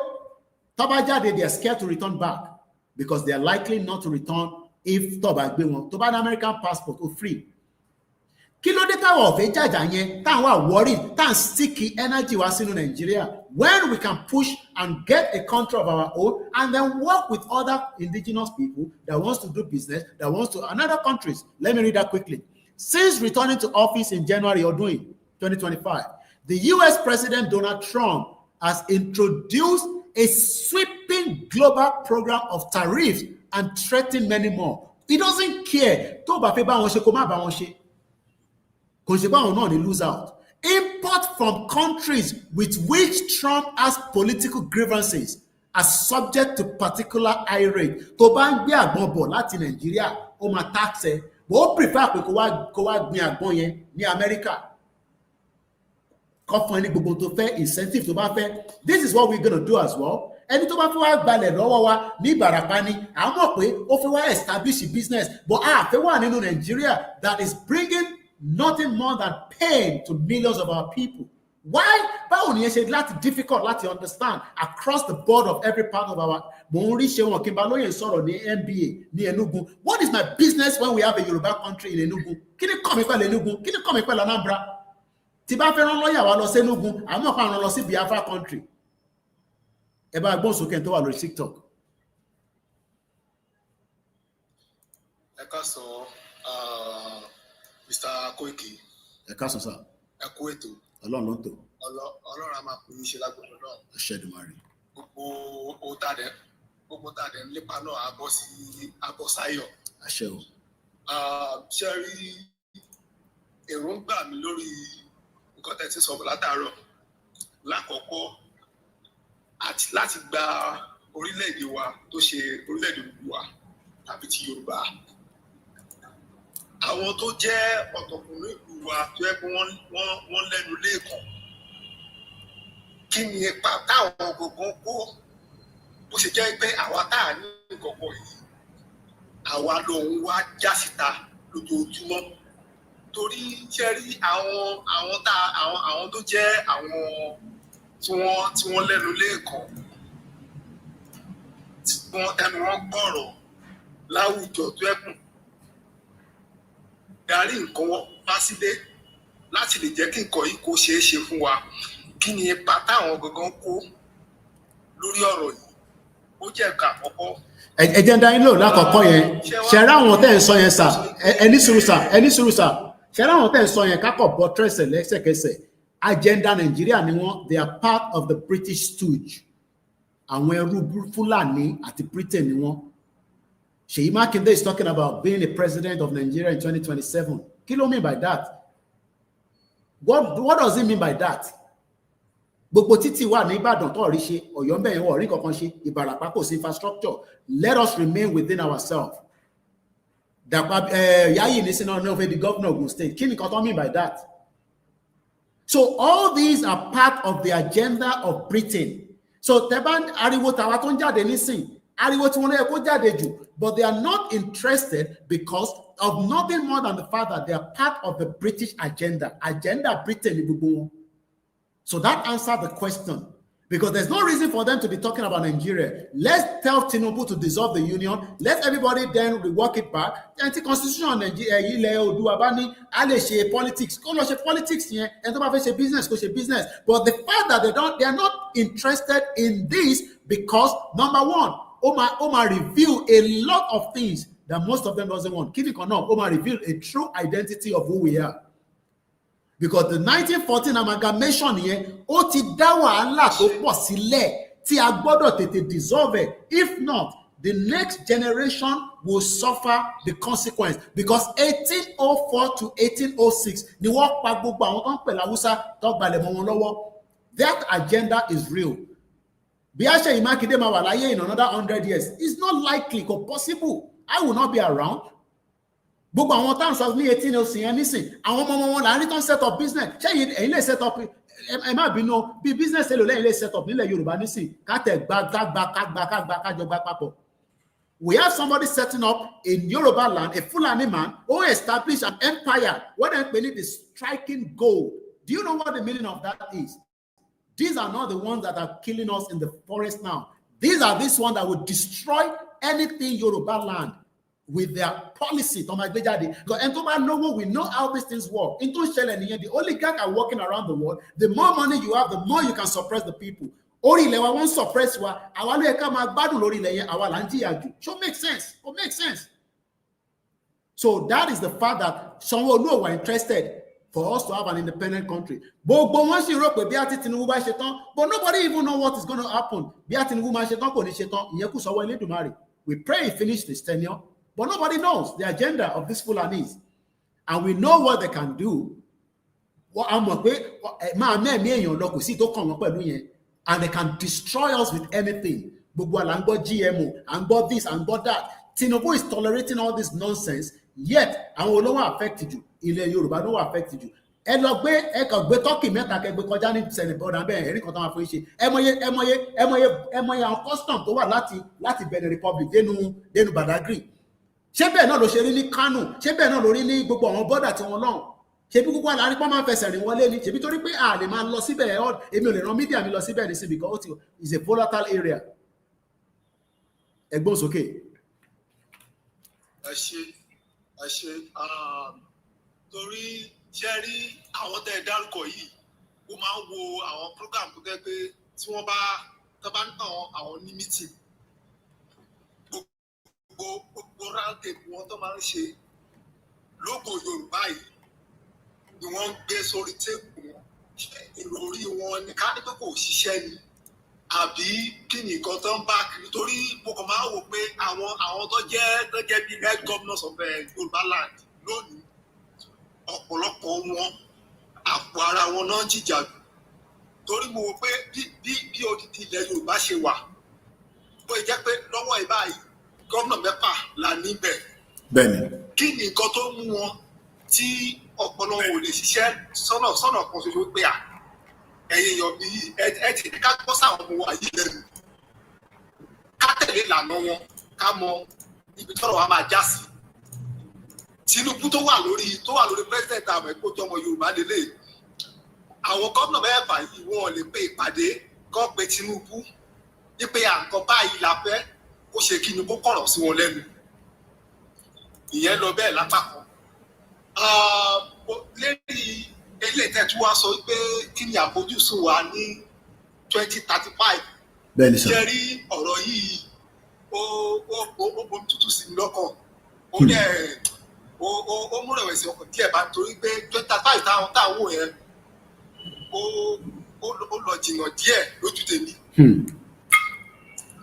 Ó lọ jìnnà díẹ̀ lójú tèmi.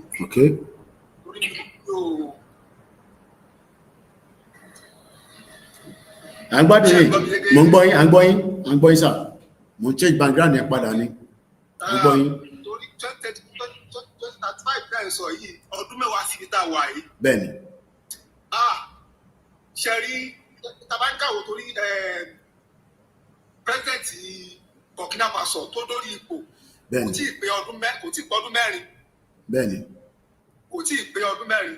Ẹ wo àwọn nǹkan ribiribi tó yẹ kó ṣe ní orílẹ̀-èdè títí ẹ̀. Ẹni tá a sọ̀rọ̀ 40 years o. Kò tí ì pé 40 years. Káwá ní káwọ́ pé láàrin ọdún 5 ká má tiẹ̀ ṣe pé ọdún 10 ká ti nígbà gba àgbọ̀ orílẹ̀-èdè wa lónìí. Ká ní pé láàrin ọdún 5 ṣe rí gbogbo ìwọ ní infrastructure electricity gbogbo yẹn máa kọ́kọ́ di ohun àbísẹ́yìn tẹ́gbó fi ṣọ́ láti lè jẹ́ pé kí nǹkan kó lè ṣe kí ni kó lè rọrùn fún wa láti ṣe ní orílẹ̀-èdè Yorùbá torí gbogbo lọ síwájú gbogbo lọ sẹ́yìn pé iṣẹ́ pọ̀ fún wa láti ṣe ní ọ̀pọ̀lọpọ̀ ọ̀nà iṣẹ́ pọ̀ fún àwa ọmọ Yorùbá káàkiri àgbáláyé ìbáà ṣe lókè òkun ni o ìbáà ṣe nílé ni o ìbáà ṣe níwòlẹ̀ ni o ìbáà ṣe ní lájà òfurufú ni o a ní iṣẹ́ tó pọ̀ láti ṣe ṣẹ̀dẹ̀ rí apá kan iṣẹ́ yìí ó pọ̀ sọ́wọ́ àwọn tó yẹ pé wọ́n wà ní ìta ìlú ìyẹn ní òkè òkun láti lè fi ọwọ́ kún àwọn tó wà nílé màá dẹ̀ kí àkókò yìí rọ àwọn tá a wà nílé náà ẹ jẹ́ ká ṣera wa lóṣìṣú ọwọ́ ká lè ṣe kí ni ká lè gbé nǹkan tá a gbé lọ́wọ́ ẹ̀ kó lè dé tó ẹ kó dé torí àwọn Yorùbá máa ń sọ pé ìbẹ̀rẹ̀ kì í ṣe oníṣẹ́ o ẹni tó bá korí ti dópin òun la ó gbàlà gbòòrò ọgbọ́ta pàpà nílé nílé lóko ìbá ṣe nínú abúlé ìbá ṣe nínú ìlú ẹ jẹ́ ká fọwọ́sowọ́pọ̀ wọ́n nítorí àgbájọwọ́ òun la fi sọ̀yà àjòjì ọwọ́ kò gbẹ́rù lórí òṣìṣú ọwọ́ òun ló lè gbálẹ̀ o ọ̀rọ̀ mi ò ní tú báyìí lọ Mr. Koiki.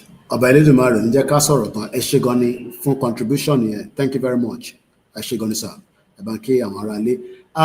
Brother wa wọ́n béèrè ariwo ọmọ ọjà wọ́n ní Mr. Koiki, what are the likely challenges that may rise as we get independent? Very good question. What are the likely challenges? You should expect the global world to come after us. Our oligarch. Those are going to be our first obstacle. The reason why brother wa tí ó sọ̀rọ̀ tán tí mo ní ní sọ̀rọ̀ tán tí mo challenge wọn pa àwọn governors wa Dàpọ̀ Abíọ́dún gbogbo wọn pátápátá, they're not interested because they're part of the British agenda. Goes back to the question tẹ́yìn náà béèrè nísìn. What are the likely challenges? Kí làwọn nǹkan tá a máa test? Okay, tẹ́ bá tà gba country Koiki tẹ́ ń sọ yìí. Kí làwọn nǹkan tá lè fojú tá máa. Let me give an example now. Mo ń wò ní àná àbíjẹta pẹ̀lú gbogbo problem tí ó wà láyé, Trump likely ni mo sọ, likely to meet North Korea leader. Why? Trump says he wants to meet North Korea Kim Jong-un. Kí ló fẹ́ rí fún? Kí làwọn méjèèjì, their ideology is different. They don't have anything in common. Mo kí brother mi Ọmọgbọ́láhàn Oba'S. Ọlọ́run ajá máa rí gbogbo yín pẹ́. Mo kí gbogbo ẹ̀yin tẹ́ wà lẹ́nu iṣẹ́, tẹ́ tí ṣíwọ́ iṣẹ́ ní UK, l'Amẹ́ríkà tẹ́ ṣe wọnú iṣẹ́. Let me bring the screen quickly. The challenges will be there.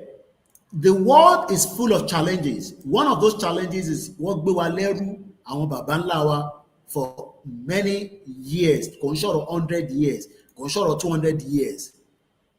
Lára irú tó gbé wa nísìn, òun ni ìyà tá ṣì ń jẹ lọ́wọ́lọ́wọ́ báyìí. Lára pé wọ́n gbé wa ní ẹrú, pé wọ́n kó wa lẹ́rú, òun ni ìyà tá ṣì ń jẹ. Ìyà yẹn àìtí bọ́ nínú ẹ̀. Mo kí bàbá mi Karùn-ún Abíọ́dún. Àìtí bọ́ nínú ìyà yẹn. Because you should wonder why passport kan máa lágbára ju passport kan lọ. Bàbá wa dẹ̀ kà fún wa tá bá lọ wo ìwé tí bàbá Akíntóyè kọ yìí. The Yoruba people, the foremost black nation, that is the challenge. Wọ́n fẹ́ jẹ́ kémi àti ẹ ká gbérí. Because ìgbérí wa will go a long way, and they need to stop it and destroy anything destroyable. Britain destroyed many things, but wọ́n máa rẹ́rìn sí wa báyìí, but lábẹ́lẹ̀ ó dàbí ìgbà tí ìmọ̀ tó lóye tá à ń lọ Bẹ̀nẹ̀ tá à lọ níbẹ̀ tá à ń lọ pò bẹ́ẹ̀ ṣé termite lẹ máa ń pè wọ́n ní kinní yẹn a máa jẹ́ díẹ̀díẹ̀ báyìí tó máa fi jẹ gbogbo ilé tán onímọ̀ kò ti jẹ́ òun làwọn Fúlàní. Àwọn Yorùbá wọ̀ jẹ wá gbogbo ilé tá a sì sọ pé wọ́n jẹ wá yẹn wọ́n jẹ wá díẹ̀díẹ̀. Ìkan òkè ṣọ́ọ̀ náà pè ní kan termite olóyè sì mẹ́sàn-án ẹ̀ nígbà tá à ń jáde lọ sí Pòbẹ̀. Mo kí bàbá wa Déwé. Ẹ wo gbogbo content tí bàbá Akíntóyè kọ níbí báyìí. Ẹ jẹ́ kí n sáré fún yín ní part 1. Yoruba country, people, history yẹn nísìn oríṣiríṣi láti gbọ́ láti bí ọ̀sẹ̀ láti sọ pé láti bí ọ̀sẹ̀ kan báyìí. Olúkàlùkù kan sọ history oríṣiríṣi. Wọ́n destroy history wa. Part 2. Yoruba people at home and abroad. brother mi kan pè mí láti UK lánàá. Wọ́n ní ṣe mo mọ reason tí a family of 4 has struggle láti wá láti UK padà sí Nigeria tó bá fún wa holiday. The ticket.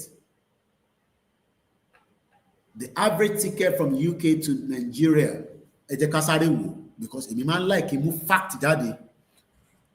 UK to, màá sọ pé London, not UK. London to Lagos. Kí ni ticket price láàárọ̀ yìí àbí lọ́sàn-án yìí? Air France àbí ẹ jẹ́ ká wo Air France. Ẹ má ti sọ̀rọ̀ Nigerian Airways ṣe kíní kan, gbogbo yẹn is an agenda. Let's give a date. Ẹ jẹ́ mú date, just a random date. Pé mo fẹ́ lọ ní ká fún ní 3 weeks. A wà ní August nísìnyí, ká sọ pé 20th confirm round trip. Such a flight departing from London Heathrow, arriving Lagos Muritala, which is Omofulani, mo dẹ̀ fẹ́ lọ London 20. Such a flight.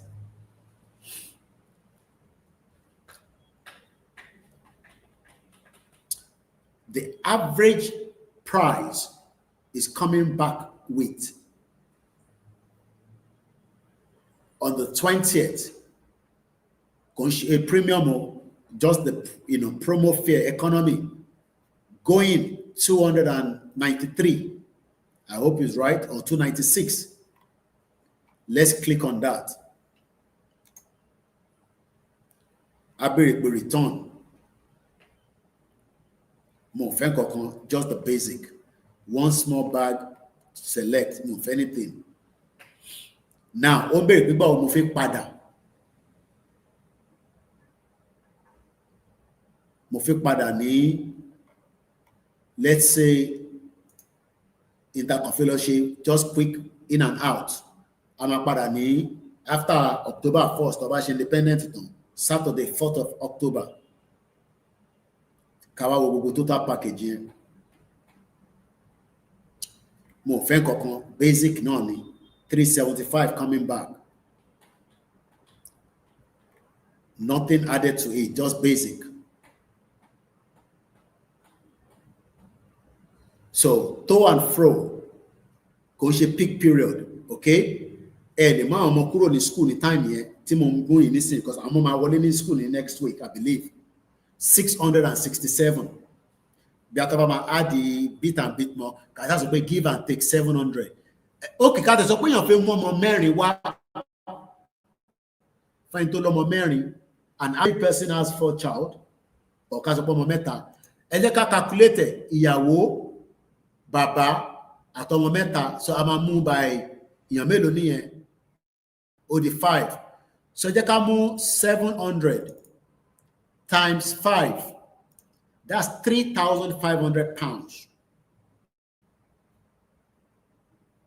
But the same ticket going to the US is cheaper than this, go to 3,500.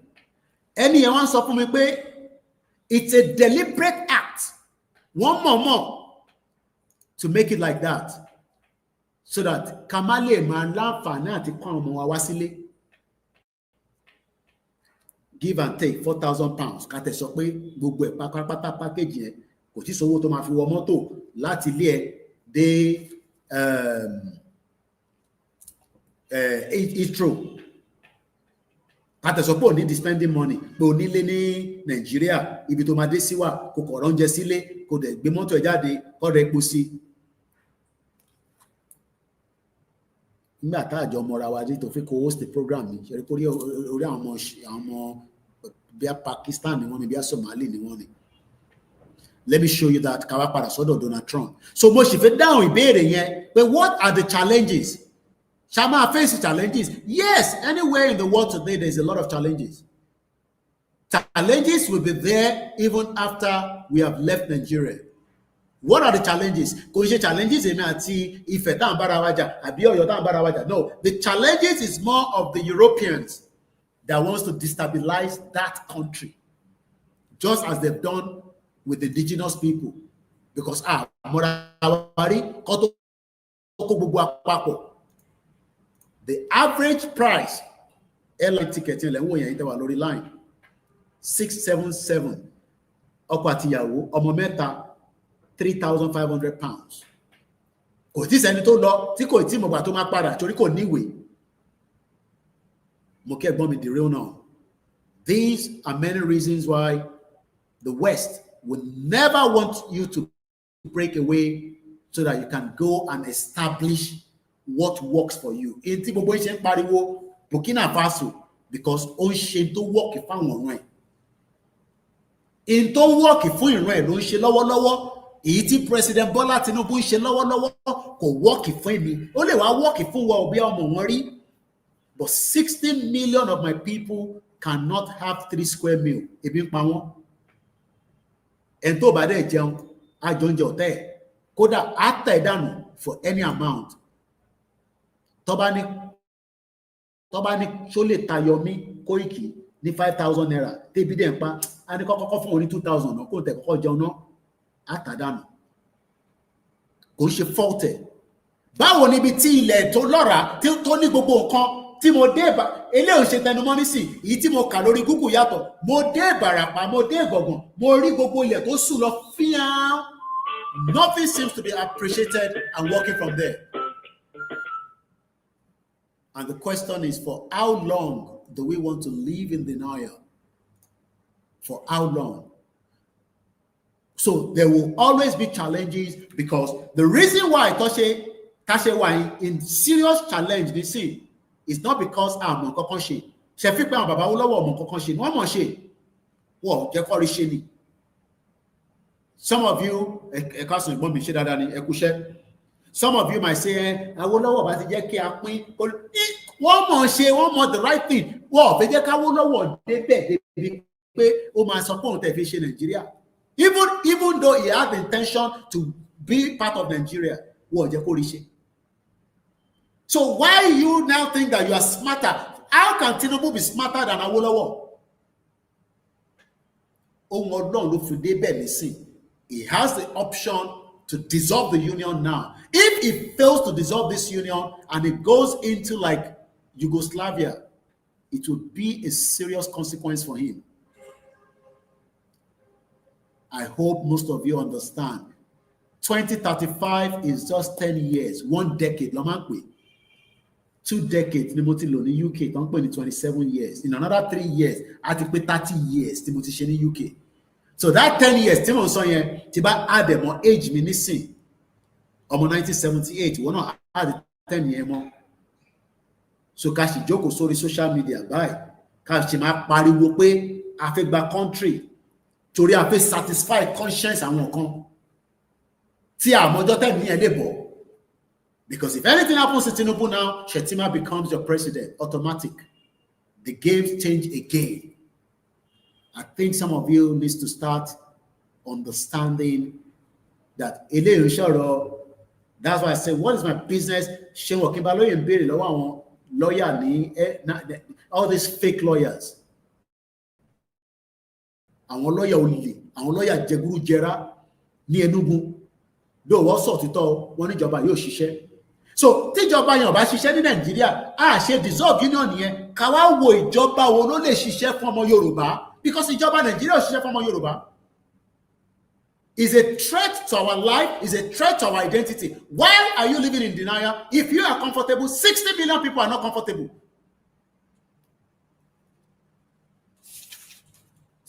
Tí wọ́n bá comfortable, 60 million of our people are not comfortable.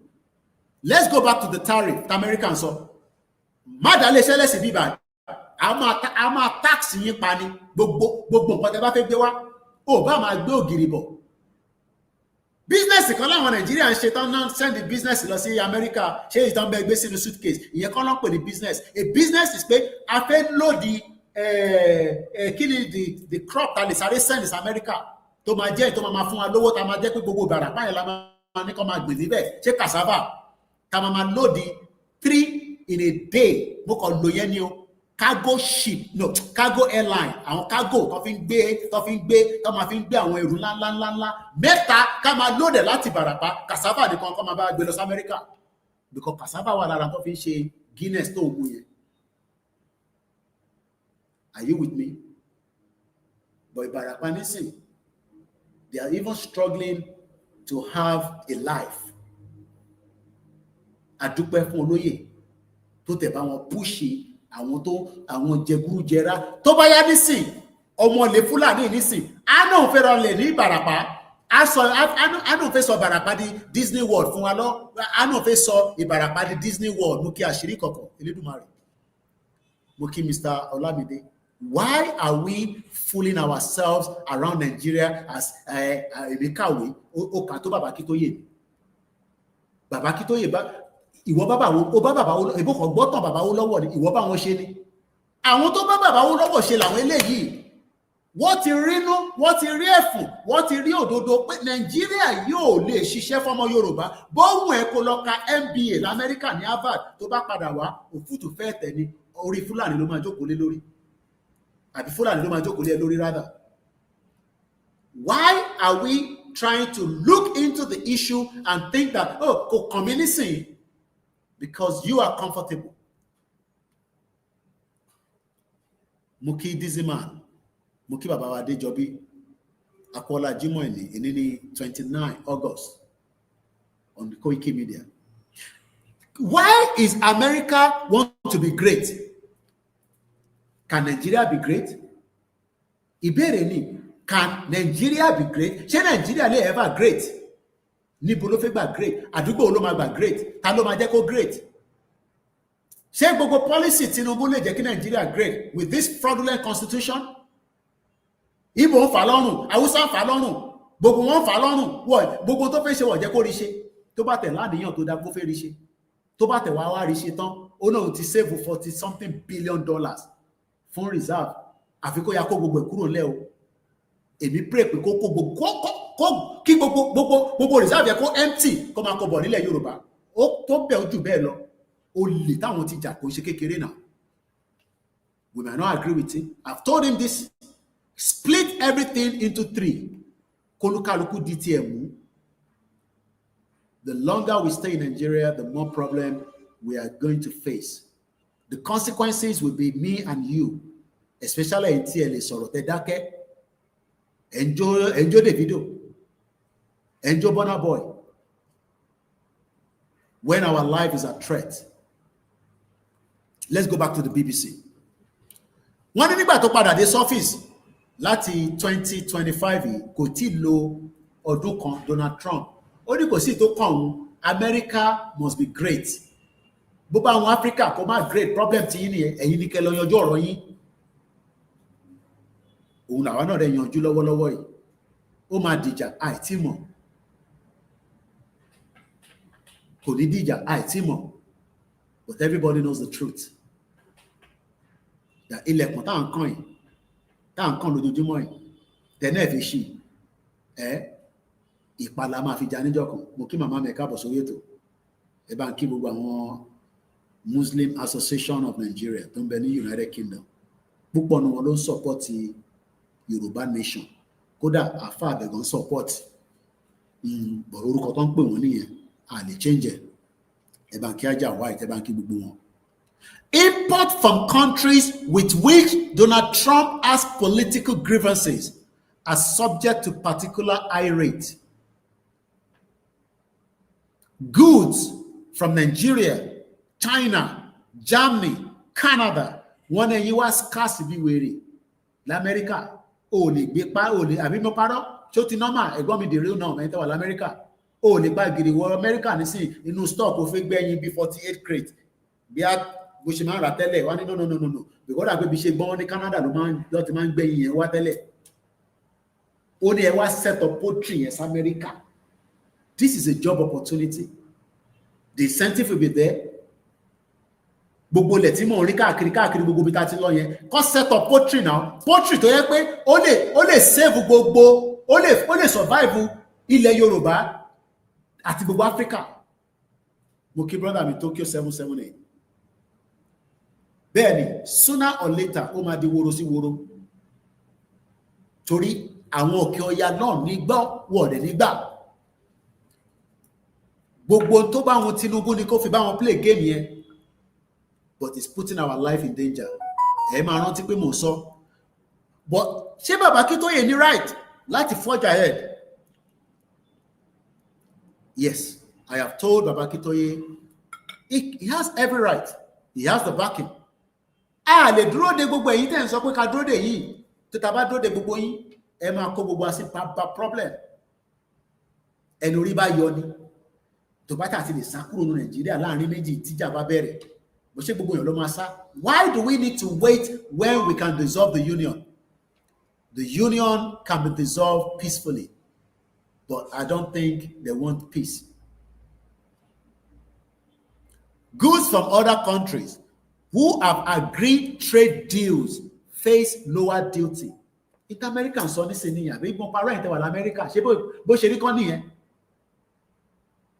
Ẹ wá bá wa ṣòwò, ẹ má fún wa ní ìtẹ́ ti ṣe tán tẹ̀ gbé bọ̀, tẹ̀ bá gbé wá, a máa tax high, a máa gbé tax lé lórí. But èyí táwọn wà concerned about, Trump argues, reference BBC, in case tẹ̀ bá fẹ́ lọ kà. The title is Why Tariffs as Trump Announced and Why. There will always be why. Koiki clearly I by Yoruba Nation. Why nìyẹn? WHY. Identity wa ó ti wà entangle pẹ̀lú ìlú òfò tó ń pè Nàìjíríà yìí. Mo kí brother mi dáre. Mo kí ẹni gbogbo Hong Kong. Brother mi dáadáa. Báńkì gbogbo àwọn Yorùbá nation, gbogbo àwọn Yorùbá community tó ń bẹ ní Hong Kong. Pé mo máa kọ́kọ́ dá ìlú mọ̀ lágbàáyé Hong Kong ní ibẹ̀ ni màmá mi ti ń rago ní 1980. Let's go further. Trump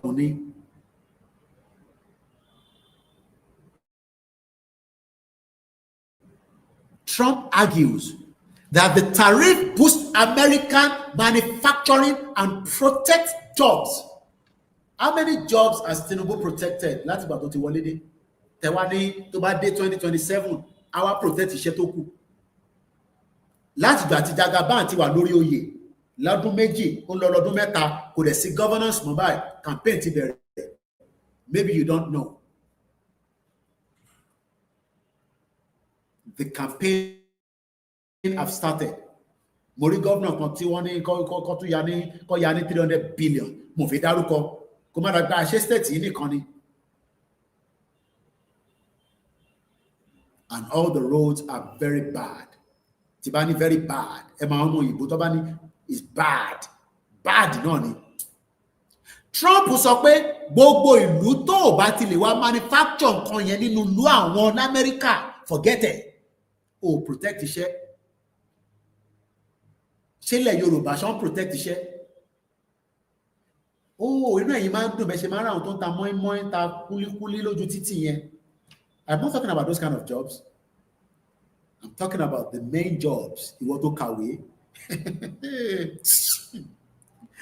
Dangote láti máa ń sọ̀rọ̀ ẹ̀. Àṣẹ nìkan tó wà tó tún ju Dangote lọ. Wọ́n ní underground yẹn ṣì wà. Àṣírí ẹ̀ ti tú síta lénìí. Arákùnrin tí mo dárúkọ lẹ́ẹ̀kan. Fẹ́yìn tí ẹ̀ tí rí ojú ẹ̀ kákọ̀ tó fojú ẹ̀ wọ̀nyí ní kíákíá. Bàbá wa Waris Jinadu ní one man can declare a indigenous people self-determination but collective with Oba'S, politicians and commoners on board. Bẹ́ẹ̀ni, Baba Akintoye can declare a country tonight. All he needs is just the support of few Oba'S, probably maybe not all of them, because I'm a quick book by Obawa,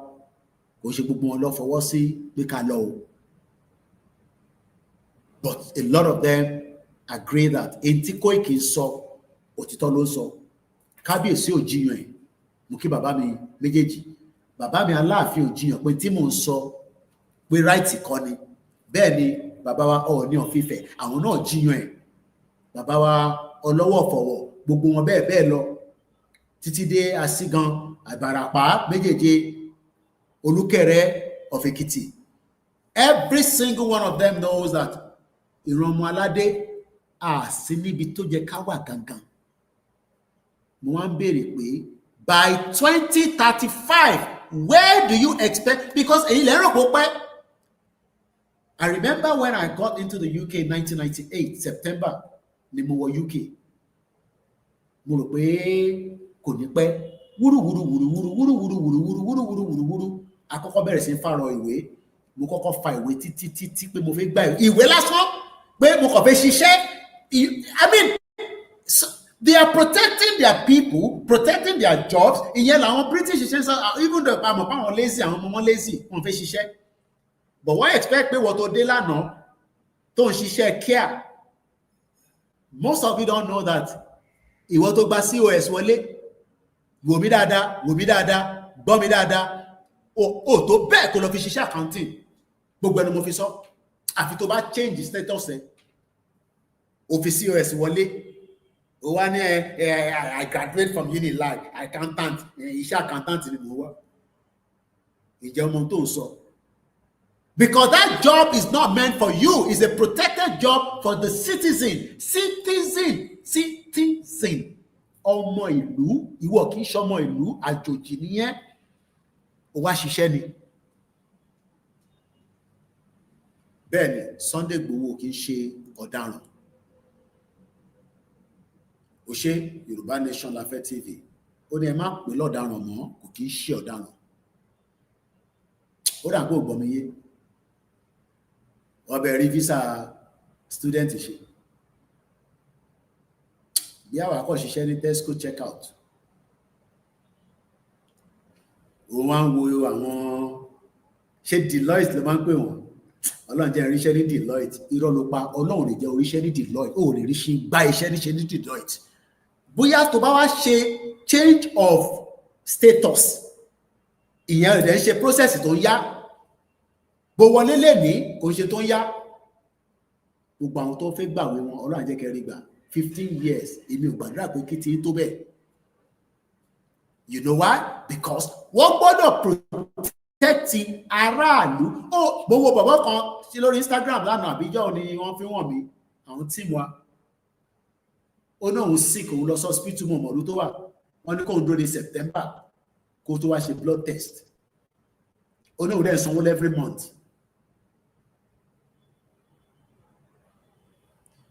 This is not the time. Bẹ́ẹ̀ni, Baba Warisi kọ́ wọ́n ní it is called self-preservation. No matter how tó bá tẹ̀ brilliant gan sef, ìwọ tó fi COS wọlé tó brilliant, kí ló tó fi ṣiṣẹ́ nílùú ẹ̀? Òkú kúrò ní bank, ó wá gbaṣẹ́ COS, ó wá ṣẹ̀ ń wáṣẹ́ banking láì ní UK, èmi mọ́ta America, èmi ìgbélé America rẹ̀, ìjẹ́ ọmọ tó ń sọ. Kò possible now. Tí Nàìjíríà bá gbé ẹni iṣẹ́ báńkì yẹn ló yẹ kó máa dàgbà sí, kó máa promote kó dẹ̀ retire síbẹ̀. Gbogbo àwọn tó retire ní sí wọn san pension fún. So there's a lot that is going to affect us in the next 10 years. Ó better to remain focused and not be distracted. Gbogbo program tó lúkálukú wá ń wò, I am not here to condemn any of your program that you are watching. Ilé ìtàn ìwò náà wù yín ni kò ṣe dandan. Àwọn kan wo blue film báyìí, nítorí wọn lọ wò nìyẹn. Àwọn kan wo Big Brother, èmi náà ń wò lẹ́ẹ̀kọ̀ọ̀kan, ó wà lórí screen, àwọn staff mi wọ́n wò. Ọkọ̀ àwọn yẹn sínú ilé, wọ́n ń sùn, wọ́n ń jí. The world is a big place. But what we are saying is that point time ibi táwa ń lọ gangan, we must not move our eyes from it. Because Fúlàní tẹ̀ ń bájà kò ń ṣe tó wà ní gbó nìkan. Fúlàní kan là ń gbọ́ nísìnyí pé ó fẹ́ invest, ó tẹ̀ kó tẹ̀ ilé, ó ti invest sí Lagos State. Ó ti invest in Lagos State.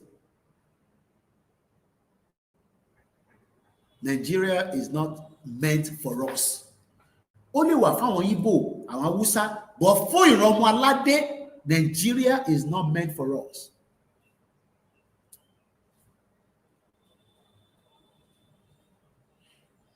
It's not for us. Mo kí màmá tó bí mi lọ́mọ. So it is better we understand the fact that this task, Tagbedani, is beyond all these headlines.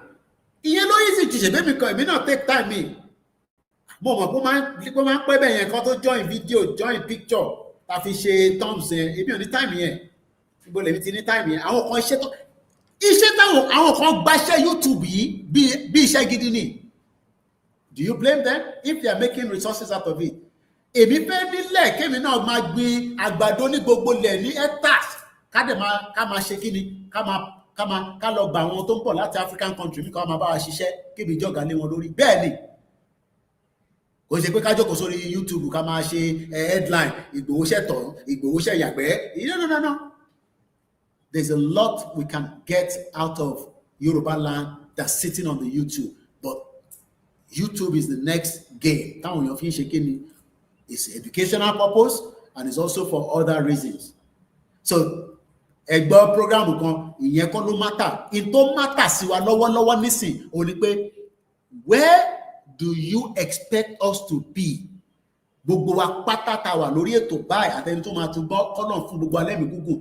How old will you be in the next 10 years? Ọmọ ọdún mélòó lẹ máa jẹ́? Èmi tí mo ọmọ ọdún tèmi máa jẹ́. Ọmọ ọdún mélòó lẹ́yìn náà máa jẹ́? So ikú kan nípa gbogbo wa nísìn. Gbogbo ikú tó bá máa pa wá kó pa àwọn ọ̀tá wa. Ẹ bá ń ṣàmì. So why are we now relenting our effort and trying not to put everything we have to tell our king àti ṣàlàyé fún wọn? Ọlọ́run á jẹ́ kó túbọ̀ gbọ́ sí. And tell the politicians, tó bá gbọ́, fair enough. Tó bá gbọ́, bí àṣà brother mi Tokyo 778, ó di woro sí woro nìyẹn. Ó ń bọ̀, Ọ̀làǹdẹ̀, kò sí tó ń bọ̀ láyé tílẹ̀ ọgbà. Kìíní kan dẹ́rùbà kìíní kan irọ́ ni láyé àtijọ́ nìyẹn. Àmọ́ bógun ṣe rí. Máma tẹ bá sọ yẹn láyé ìnísìn, àwọn èèyàn kan máa fi rẹ́rìn ni o. Ojoojúmọ́ Russia ní agbára, but tí Ukraine náà ránṣẹ́ tíátátá ó ń ta lù wọ́n. Mo sọ fún yín pé Amẹ́ríkà òun lélẹ́yìí. Ó náà fẹ́ rí Donald Trump ní òun ò mind tóun bá rí North Korea leader kí lọ́jọ́ fẹ́ ríra fún. Everybody has a usefulness to themselves, but the fact that wọ́n fẹ́ jẹ́ kí ìran tàwa dìde kò make sense now. Ìran tí wá ṣe gbọ́dọ̀ wà ní abẹ́lẹ̀ táwọn kan máa gúnrí wa. Àwa ń jẹ èrúnrún. Adley lọmọ Yorùbá ní owó lọ́wọ́. Àwọn tó bá lówó lọ́wọ́ nísìn inú òṣèlú lẹ ti ń rí. Àfẹ́ tó bá ń ṣe drug. Mo rí ìyá kan mo ka story ẹ̀. She died at 56. Ọmọ Yorùbá ni.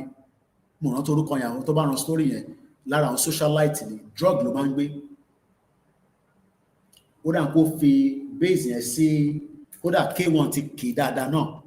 I can't remember her name now. Mo ka story yẹn lórí X. She died at 56. Wọ́n náà mọ̀ ẹ̀gbọ́n ṣẹ̀ṣẹ̀ bí ó ṣe ìyàwó láìpẹ́. Àwọn tó máa ń gbé cocaine. Àdẹ̀ nílẹ̀ tó pọ̀ rẹpẹtẹ tó lè fún wa ní mo kí pastor mo rò kí mo dárúkọ yín látẹ̀kẹ́ má bínú mà. Àwọn tó lè fún wa ní tó lè fún gbogbo wa ní resources ó bẹ káàkiri kò bá dòǹdó ó wà níbẹ̀ ó ní láti sáré púpọ̀. Kí wá ní wàhálà tá à ń ṣe ẹ̀wọ̀ àwọn sisters wa bó ṣe pọ̀ ní Cairo. Kí ni wọ́n ṣe níbẹ̀? Because àwọn kan ò fẹ́ jẹ́ ká gbérí. Because wọ́n mọ̀ pé tẹ́ bá ti gbé, I mean you can go there. Gbogbo àwọn ìlú yẹn mọ̀ sí mi màmá mi máa ń nọ ni. Wọ́n bá lọ Cairo wọ́n máa padà dé. Òun ṣe tọ́ lọ ń jókòó sọ́hùn. Bọ̀ nígbà tó di 1990 làwọn náà wò pé kí làwọn ṣe Nàìjíríà lọ jókòó sí UK. Dọ̀là nísìn bí a lọ lè wá. Mo rò pé màmá mi lè gbé Nàìjíríà. Because ní healthcare ti máa fi tọ́jú ẹ̀. Kò sí healthcare kò ṣe pé kankan ṣe but tíyàn bá dàgbà èèyàn gbọ́dọ̀ máa ní ìtọ́jú. Kò sí facilities lè san pension ẹ̀. Gbogbo àwọn tí ẹ wo ìyá wa Dr. Mawumi ẹ wo pension tó ń san fáwọn after táwọn ti kúrò ní Nàìjíríà bí a lọ wọ 20,000 naira.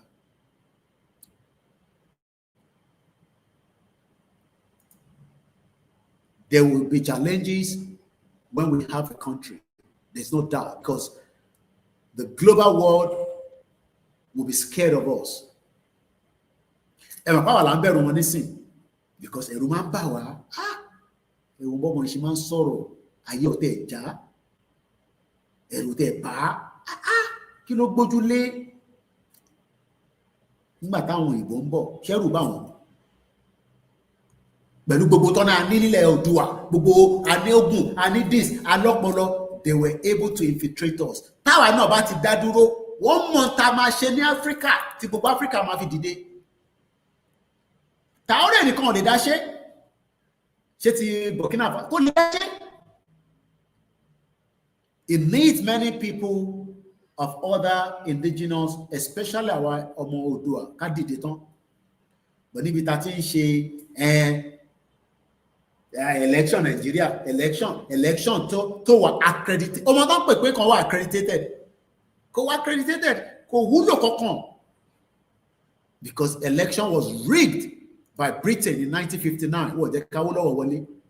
Ìwọ́n ṣe wá ń sọ̀rọ̀ election Tinubu. Báwo ló ṣe fẹ́ wà credit kilo ta lè sọ pé wà creditable. Let's go back to Donald Trump. Donald Trump says he hopes to meet North Korea leader Kim Jong-un ní ọdún yìí ò tí tán.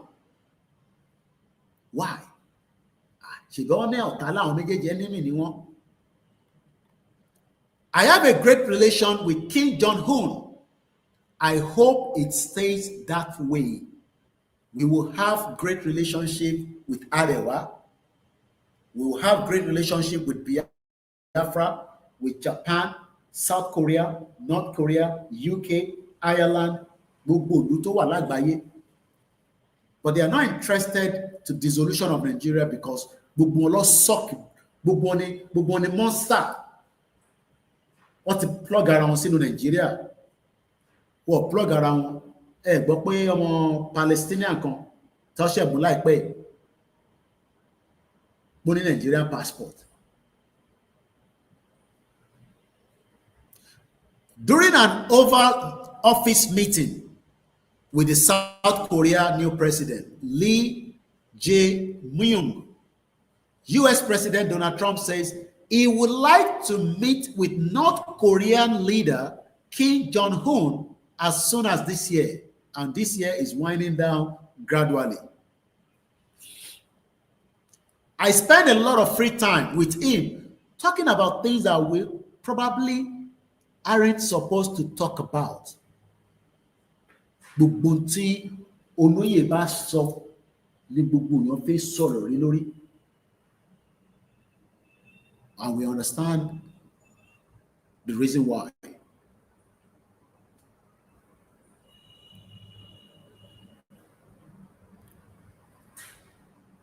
I just get along with him really well. I think he has a country of great potential.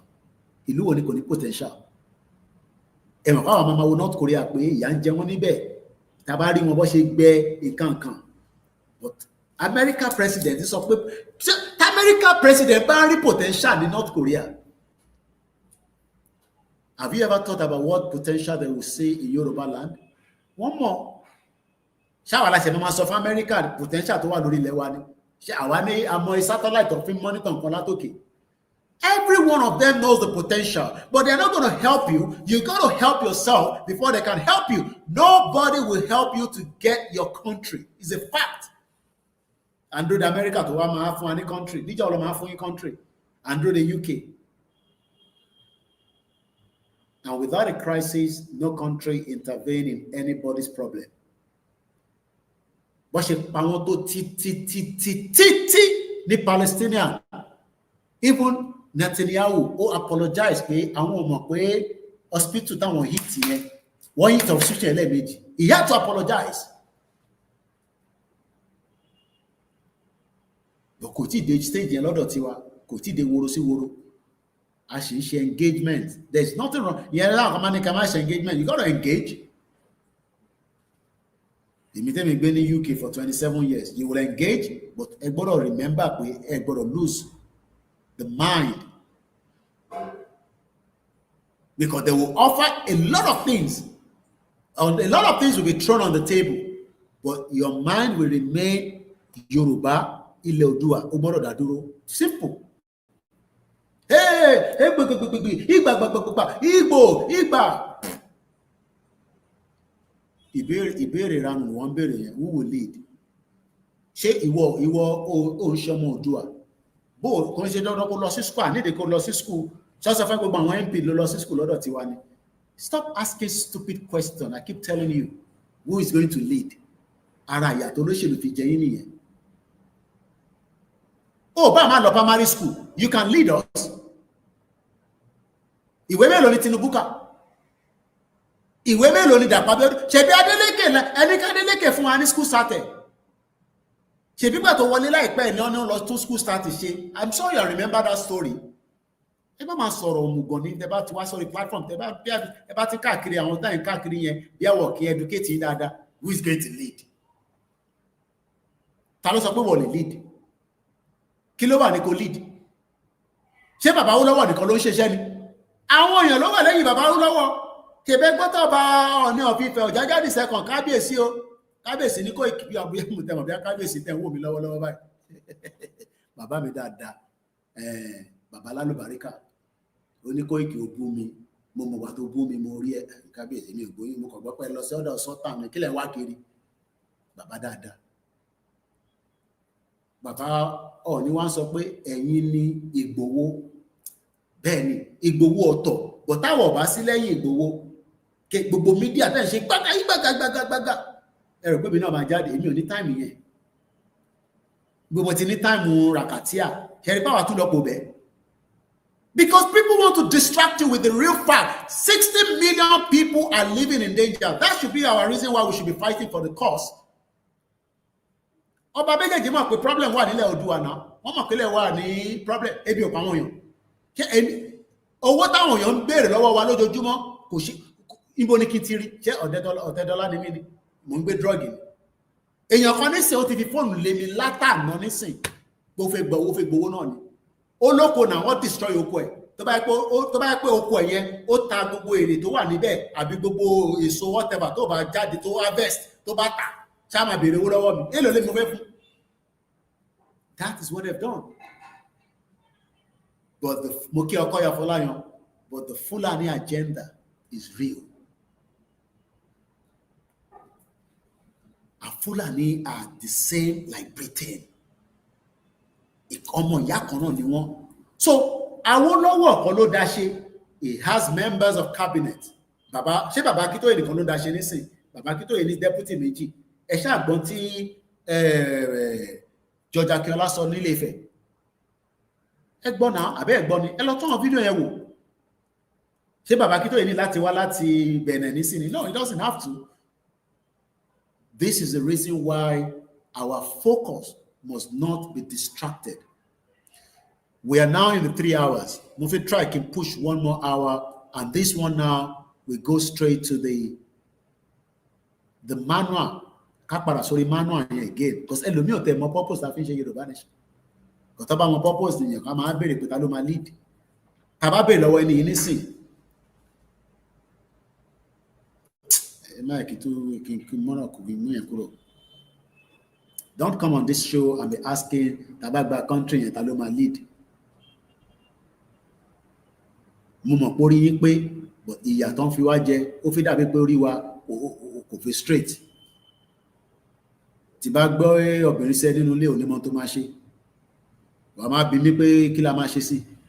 Tó bá gbé ẹ̀bà sílẹ̀ nísìn ṣé ò ní mọ̀ pé tó bá gbé ẹ̀bà àtewédú tọ́rẹ̀ fẹ́ já sí tọ́rẹ̀ ni ẹ máa jẹ́ o ò ní mọ̀ bó ṣe fẹ́ jẹ́. The politicians have destroyed our òyìnbó ò ní mọ̀ wá mo tẹ̀ rí triple DRS kò sí àwọn ọlọ́mọ help mi. Our self-esteem wọ́n ti bà self-esteem wa jẹ́ àti náà fi ṣe pé ó yẹ kí fèpèlé lórí bẹ́yẹn ni. They've destroyed our self-esteem. Kọ́mọ ọdún a máa béèrè pé tàìtà ló máa jẹ leader ìwọ lè ṣe leader ni.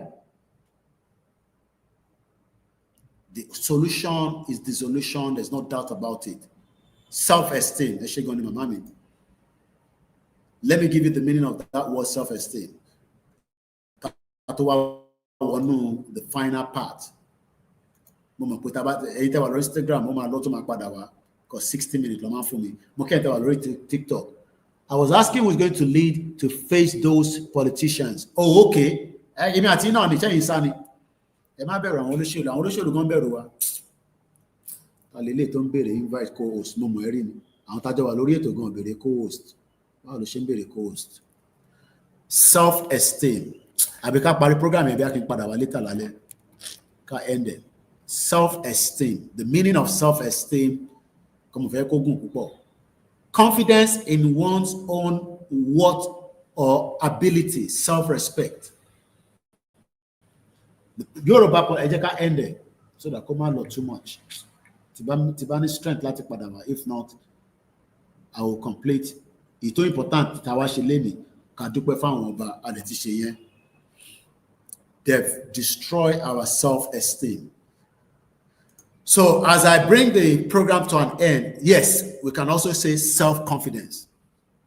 Our confidence, and we should never be scared. I know that there is a lot of problem in Nigeria, but we become our own full independent Yoruba country, whatever we want to call it. You realize that, wow. So bí nǹkan tí ọmọ ìṣe máa ń sọ yìí bó ṣe máa rí lélẹ́yìí bẹ́ẹ̀ ni bó ṣe máa rí gangan náà nìyẹn bó ṣe máa rí gẹ́lẹ́ gan náà nìyẹn.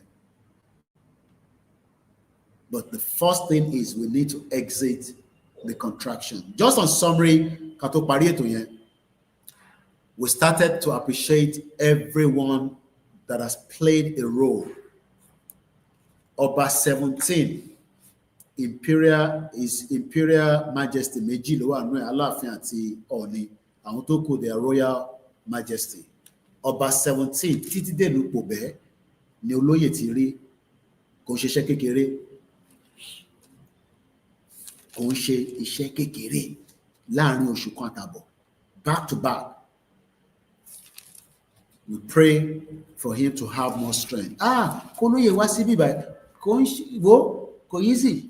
But he has the strength and the ability to push it.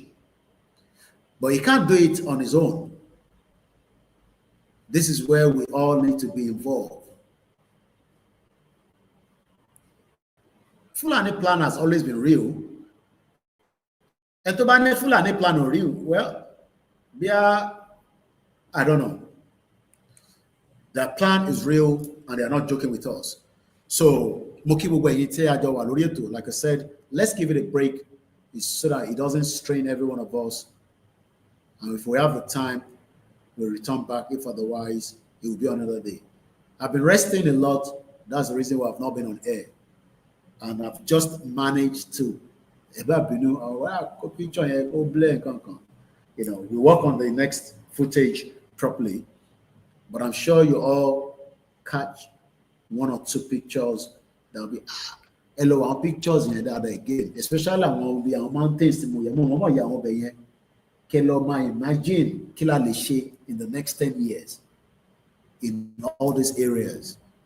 Thank you to all my staff. I wouldn't have been able to do anything without them. I'm going on the Koikimedia.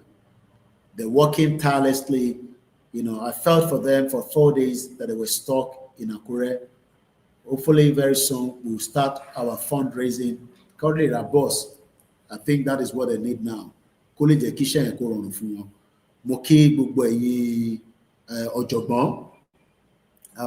a lot on the social media, but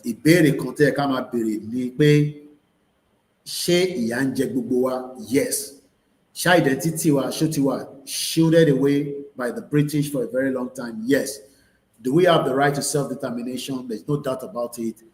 That right, we would exhaust it till the end. Sometimes the broadcast, networking, there's nothing we can do to that. The internet is not stable. Our staff have tried their best, and we can never be perfect. But we are developing, and we hope that in the very 10 years from now, Koikimedia will be there to support as much of all the programs and events in Yoruba land, including all those other medias that are working tirelessly as well. Mukila to Lagos Island, Titi mainland, Mukile Kiti, beautiful places across the land. There's no place like home, like say, but for now, home is on a serious threat, and that is something you need to understand. Have a very good evening. Enjoy the rest of the day. On behalf of Dr. Chief Sunday Gbowo, We'd like to appreciate every king that we have paid a courtesy visit. Life and a Hopefully, we'll move again from next week when there will be more events. And on that note, take care. Don't stress too much on everything. Everybody has different stories, especially our history has been destroyed by Britain. But we will get it back. Like Elijah, let's share the marry. Bye for now.